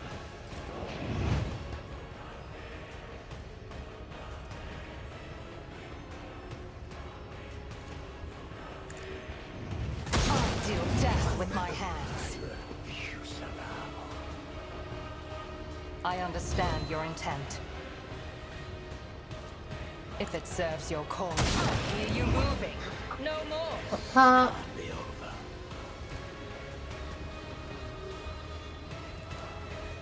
Pay Mansling with your blood attack. in the name of Kaela Menshake. You pay for this in blood. Mark that as the kill zone. I'll see to it personally. Good stuff. Good stuff.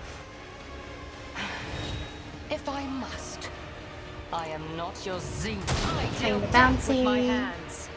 One.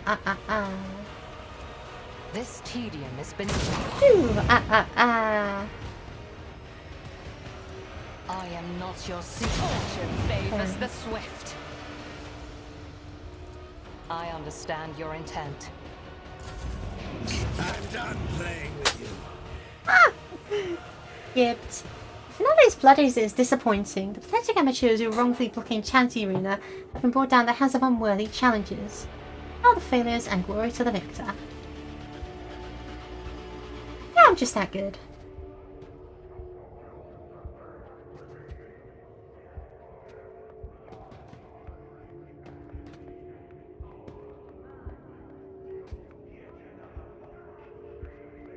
Now, monkey, and sometimes as we pay things up. Arzai shakes the blood off his blades and turns to you, battle fury still blazing in his eyes.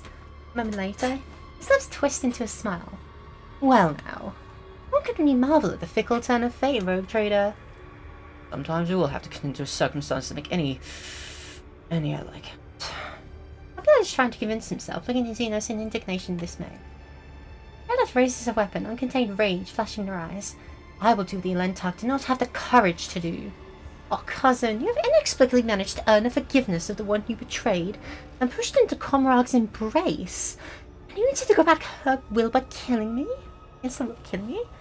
Oh, Lord Asherani, restraint is failing you, much as it has before. Redoth hesitates for a moment and shrinks under the mocking gaze of the Drakari. So, monkey. Masarai looks at you with a strange expression as if struggling to comprehend what's just transpired. You really are intent on escaping from the chasm, aren't you? What conditions for arena meet?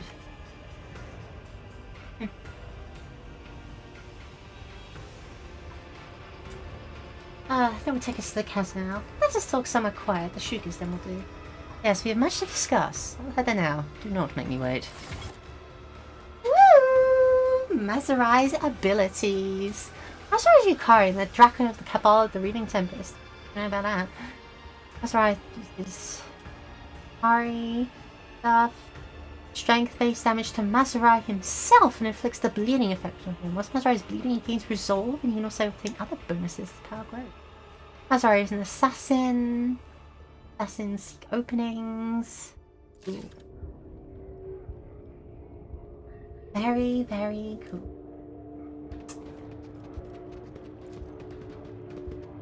We've got ourselves a lovely new, dare I call him friend?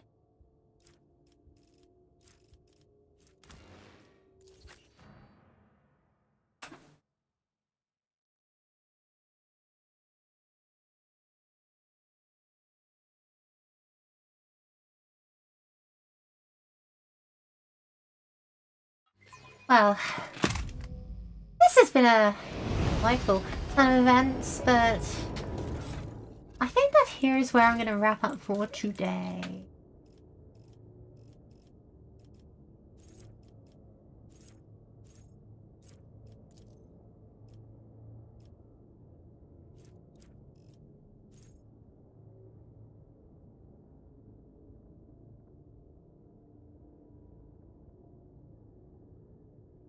seems to increase my...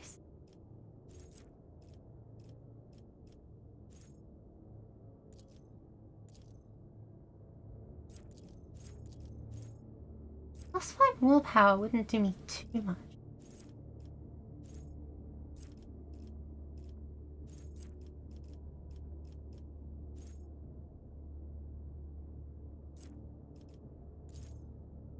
Let's get some more coercion, why not?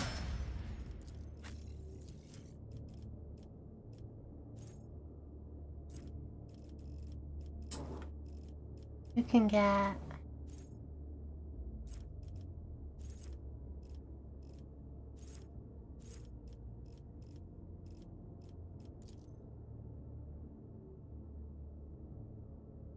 a few more points in...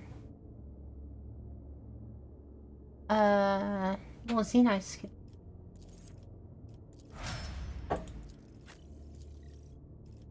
Vanguard.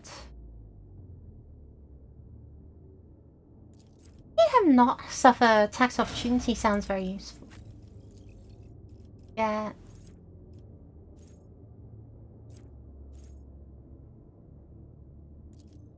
Fair communion.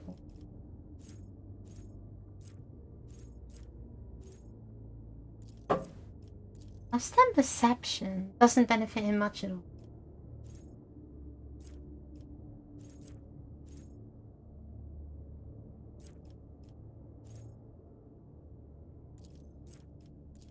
Oh, AoE exploit, why not? Very good, very cool. So, after all these sordid affairs of blood and torture, assuming I can still stream this game on Twitch after all that's happened, well, I guess I'll be seeing you next week.